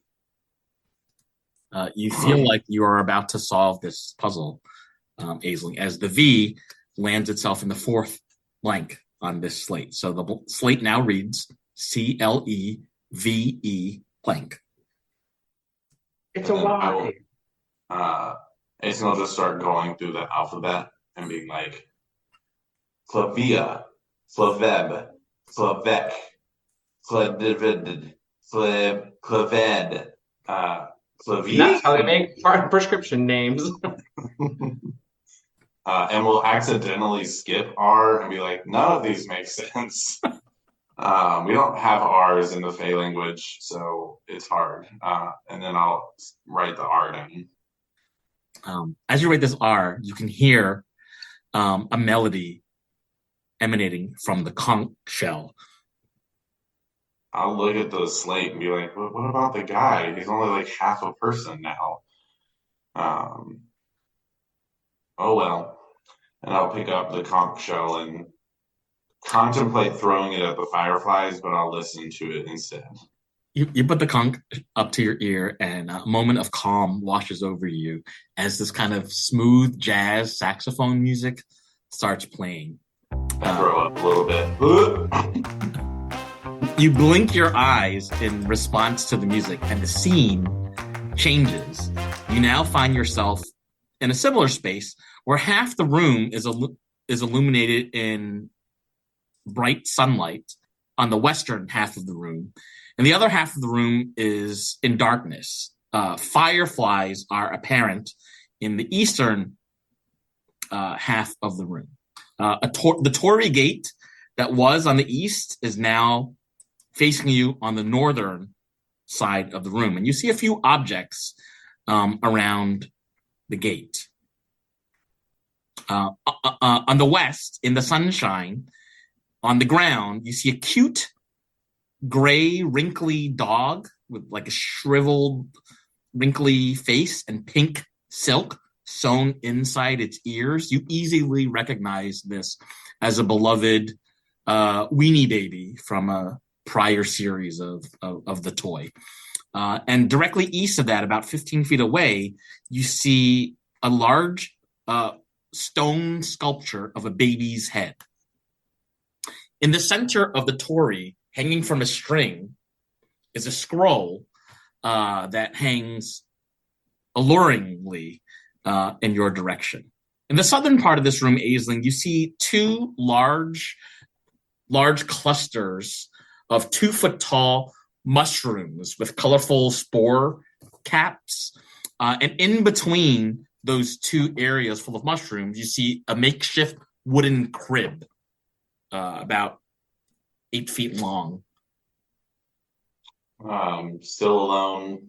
You're still alone, and you cannot see, hear, or detect any of your travel mates. I'll look around for little Alex Warren. I don't see him. I guess I'll go and see what the scroll says. The scroll is right here in between the toy and the baby's head. The scroll says in a calligraphy script, "Save the baby." I'm not the baby. Because they told me I'm not a baby. I will look at the weenie baby.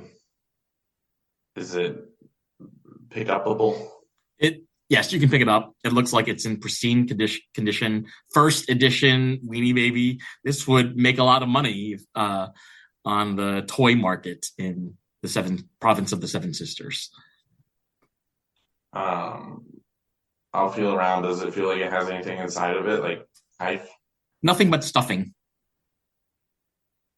Does the division, like with the shadow, look unnatural? Make a perception check.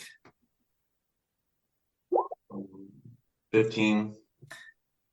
It looks like everything in this area we're currently standing is unnatural, but it feels like a very vivid illusion. I'll stick a toe over the line. Does my toe fall off? No, nothing happens. You're just across the line. Okay. I'll walk over and look at this realistic baby head or obviously stone baby head. It's been etched into stone. It's quite heavy. It's about 15, 20 pounds, give or take. You basically see the ears, wrinkly eyes, nose, and mouth, and like a furrowed brow etched into the stone. This is like a baby totem of some kind. Does it roll? You could try. Can you make a strength check, please? 11. Yeah. Aisling, you do not think this can roll. You're going to have to find a way to push or use a lever or something on this if you're going to try to move it. Sorry, baby head. I'll walk over here to the crib and see if there's anything inside. As you get closer to the crib, you notice nothing inside, but it's at this point that you can see that the mushroom caps are just have disturbing circular splotches of purple and black. It almost looks like they have teeth embedded inside the sort of mushroom flesh. Do they look like any mushrooms I've ever seen? No. They don't look like any mushroom that you have seen before, but they definitely have the appearance of looking dangerous. Okay, so they also don't look like any mushrooms I've ever sold. Correct. Okay. Is the crib movable? You can try. Make a strength check, please. They are both +0. Ooh, a 19. Aisling, you try to kind of shake the crib, rattle the crib, move the crib. It doesn't move. Does it look like it could? Does it look movable, or does it look like it's not going to ever move from here? It looks like it's never going to move from there, and that it's there for a reason and a purpose. While you're thinking, Milo, Elena, and Duck are all kind of curious, wondering, where have you been? Where is Aisling? Morgana the handmaiden walks down from the staircase and joins all the other queens that are sitting on the stools on the main floor. And she looks over at the party and looks back at the singing and dancing that's happening from one of her colleagues. Milo, seeing that Aisling is still up there, would probably just walk upstairs and go look for Aisling to make sure that they're okay. Milo, as you start to motion to walk upstairs, Morgana runs over and pulls from inside her pocket a beige conch shell. Looks like it's striped, came from the ocean, and says to the party, I think you're going to want to listen to what this has to say. And she lays it down on the table in front of you. Can we listen to it? Mm-hmm. Yeah, we listened to it. All three of you put your ears down, and you can hear Aisling saying out loud, man, I can't move this stupid crib. Who put this here? Lift with your legs. Aisling, you don't know from where, but you think you hear Duck speaking to you. I just ignore it. It's not helpful. Duck, Milo, and Elena could hear you say that. Mm-hmm. I'm gonna put the weenie baby into the crib. Okay, so you're gonna pick up the weenie baby? Yeah. When you pick up the weenie baby, the mushrooms start humming. Mm-hmm, yeah. Did they do anything? Well, where are you now? So you picked it up, you're holding it? Yeah. Okay, and what are you going to do with it now? I'm going to walk it over to the crib and try to put it into the crib. Okay. As you get closer to the mushrooms, all of them kind of open up and release a cloud of spores, which envelop you and the weenie baby that you're carrying. I need you to make a Constitution save. Rude. 7. You're gonna take 22 points of poison damage, and a weird hallucination has come over you. You feel as if the stone baby's head has come to life, and that its face is moving, and its mouth is opening, and that it's trying to bite you, and that it is moving toward you. Aisling, it sounds like you're coughing in there. Are you okay? How can we come to you? It's just some mushrooms that are attacking me. It's fine. You're surrounded by this like purplish smoke that is like clouding your lungs and judgment. So you're still holding on to this weenie baby. You're about 15 feet away from this crib. What would you like to do, Aisling? I will keep the weenie baby. And has it like dissipated? No, the spore cloud is still around you. Can I see it though? Like Yeah, it's about a 10, 15 foot radius around you with you at the center of it. I will walk back this way and try to go through the gate. Okay, so you walk through the gate. You're outside of the cloud, kind of catching your breath. After a few moments, you notice the cloud of spores has entirely dissipated, and you're still standing there with the toy in your arms. Could you make an intelligence? Let's see. Hold on. Can you make an intelligence save? Actually, no, just checks. 20.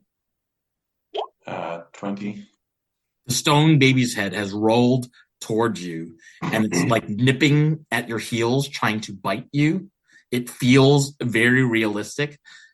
And when it gets like within striking distance, this fear strikes you that is telling you to run away from this baby's head. The humming from the mushrooms continues. I will look at the baby and be like, ew. Elena, Milo, and Duck could hear you say that. I will. This is stupid. Just say, no, this is my baby. You're not a real baby. You're just a baby head. And try to cast a spell. The baby head needs to make a dex save. Does it have legs? No, it's just a stone that's rolling around. But I got an 18. It will take half of this damage as a cascade of water just comes out of me. 14 halved to 7, I guess. Okay. Yeah, so your magic has bludgeoned some of the stone around this baby's forehead, causing a small indentation. You feel compelled to say out loud what it is that you want to do with this weenie baby. I've put it in my pocket, like kind of like an inside jacket pocket, like I'm trying to. Mm-hmm. Okay, little baby weenie, go in here because it's about to get wet. And we're gonna keep going this way and try to leave the forest. All of your friends can hear this, and Aisling, as you start to walk north, I'm assuming. Yeah. You find that it's like an endless path. Like the more north you try to walk, the more you kind of just still stay where you are, just beyond this torii. Well, that didn't work. Milo, Elena, Duck, you can all hear Aisling kind of make out and try to figure out what to do. Could you all make an investigation check? 17. 17 for Elena, 13 for Milo. Okay, so Elena and Duck be able to help if Aisling could explain the goals of what they wanted to accomplish and describe a little bit of what they can see in the environment. We can help you, comrade. Tell us what's happening. Well, I'm currently being chased by a rolling baby head. It's made out of stone. It's not a real baby. But I was told to save the baby, but the only real baby here is, I guess, the weenie baby, because it has all of its parts. Sans Kaif. And I have now put it in my pocket, and I'm walking down a path that is very long and goes nowhere. We call them treadmills in my world. There's also some mushrooms that are not my favorite kind of mushrooms, and a crib that is really not safe for babies in general, so I don't think I need to put it in there. Can you leave with the baby? I'm currently on a tread. Walking With baby and crib. but baby and crib look dangerous. Comrade. I can't help you. I don't know what's happening over there. And Milo's just going to walk upstairs when Elena says that. Start looking around all over for Aisling. Mm-hmm. What does Aisling think of the advice from Elena to put the baby in the crib? I mean, I initially didn't. I mean, that's what my first thought was to do. Mm-hmm. But then the baby started rolling toward me. I can be like, well, you are a child of parents, so you were a baby once. I will try to go back toward the mushrooms and put the baby in the crib. Okay. As you get closer to the mushrooms, you notice they are releasing another cloud of dark purplish smoke. I'd like you to make another Constitution save. Knowing that this might happen, can I walk toward them just like holding my breath and like face covered with my clothes? Yes. And you said it's a what? Con save? Con save. Another 7. As you start walking towards the crib, the stone baby head tries to nip at your heels and it misses, but it is continuing to roll towards you and the crib. The smoke does an additional 5 points of poison damage. Do you need to take out the mushrooms? I don't know. I'll keep going toward the crib. Okay. You taken how far? I'll go another 20 feet. Okay. Can you make another con save? You're noticing the mushrooms are releasing another cloud of dark purplish spores. Like, I'm so baby. 11. You're going to take another 5 points of poison damage, but you're within distance of the crib. Meanwhile, the large stone baby head has followed you, and it's now about 10 feet away from you. It's kind of just rolling with its head on the ground toward you. I'll peek in. I guess I shouldn't throw you. And I'll take one more step toward the crib. Okay. And put the weenie baby inside of it and say, "Here is your baby." When you put the baby in the crib, the room shifts, and you find yourself in the same room, but the position of the gate is now on the eastern side of the room, and you're standing just beneath it.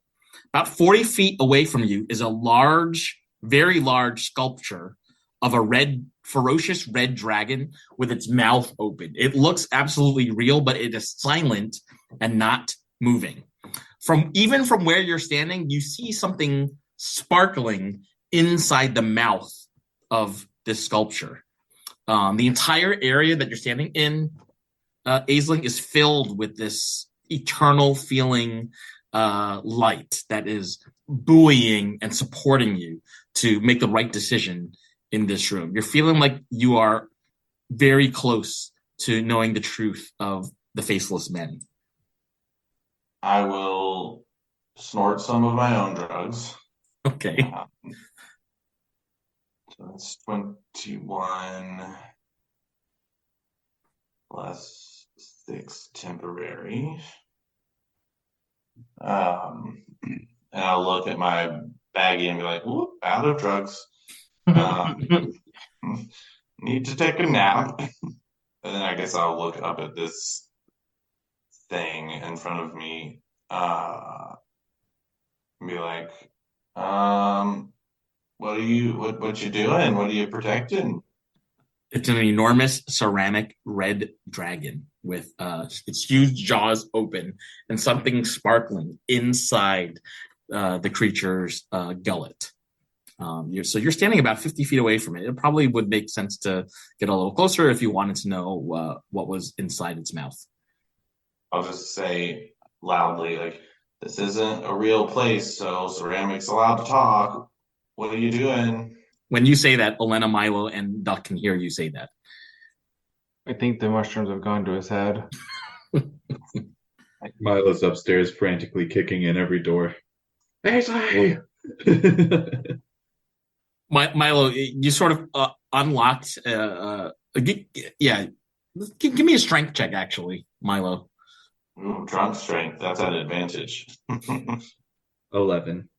Milo, you are unable to break down the first door that you see up on this level, but you see there are several other doors to other rooms on this level. So you can decide to keep at this door or go to a different door. Yeah, just screaming Aisling the whole time. Milo's just trying to break down every single door he can because he's not convinced that Aisling's not dead up here. Okay, so I mean, I think we'll probably will follow Milo up because we don't want a drunk rampage going on. okay. Um, Could Elena and Duck then also make strength checks? Can I just like Milo, stop. It's not all about breaking things, my man. Yeah, I think Elena's just kind of like, "Comrade, calm down." Can I just try to unlock? You can make a dexterity check then. Yeah. And if you have tools or proficiency, let me know. I do. Okay. 22.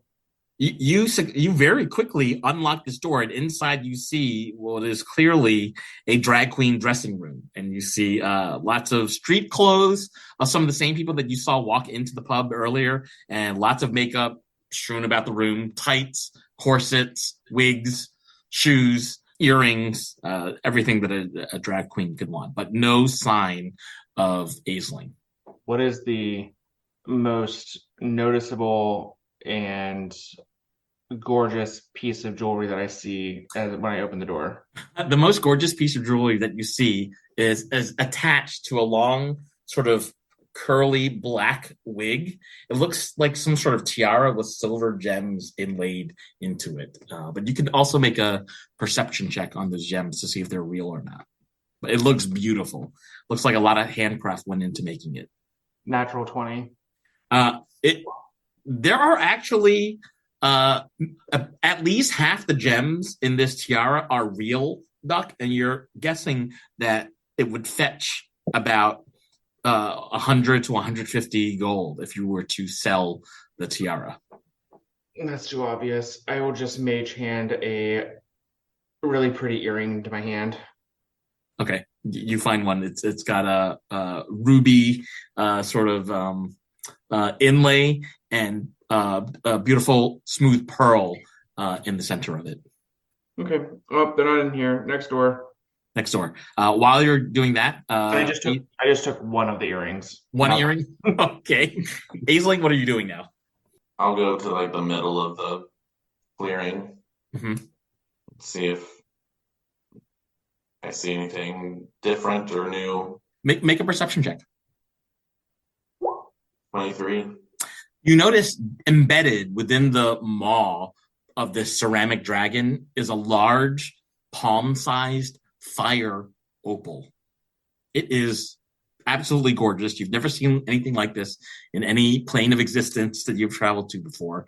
And could you make an insight check, please? 10. Yeah, you're wondering what you're supposed to do about the opal being there inside this ceramic dragon's mouth. I'll try to do like the whole perimeter of the dragon and just look for any sort of writing or clues or like buttons or like I'm just gonna do like a perimeter check around it and see kind of what How close to the object are you getting? Are you walking right up to it? Are you on the grass? Where are you? No, I'll like go there and do the whole like I won't touch it, but I'll get right up next to it and do the circle. As you walk in front of the statue, you trigger a plate in the ground that causes the ceramic statue to spit a 15-foot wide cone of blasting fire. I need you to make a dexterity save to jump away from this cone of fire. 11. You're going to take 22 points of fire damage. I mean, that's the same as the poison damage. Yeah. And as the fire burns into your flesh, you're thinking that you need to find another way to detect what's going on around this dragon. As you think about that, Elena is trying to bust down, using strength, another door on this floor. And Milo is working. Milo and Elena both make strength checks. And Duck, if you're trying to unlock a different door, if you can make another dexterity check. Elena 19, Milo 11. Okay. Duck 13.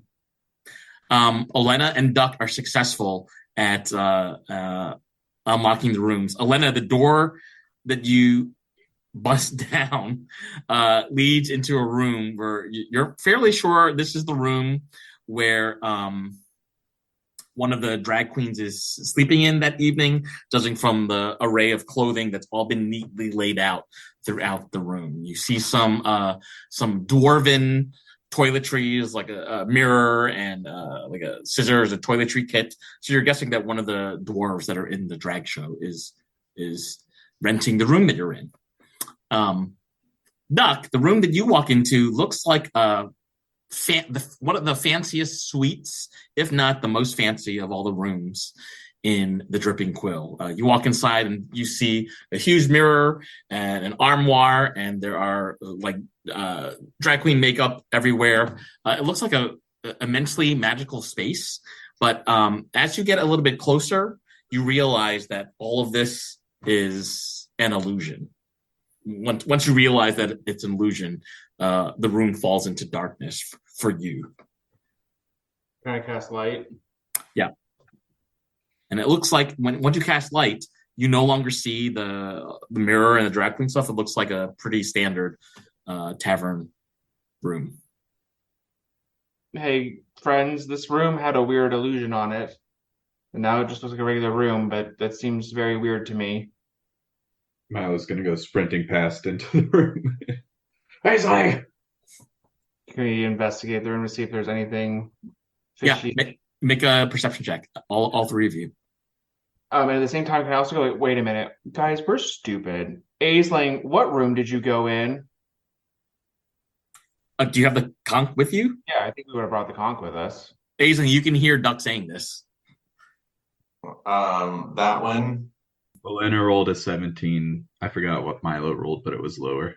14.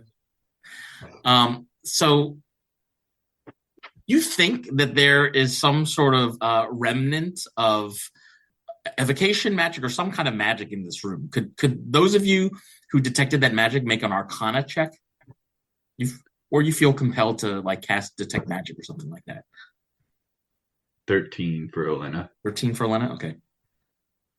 Oh, 8, even with advantage.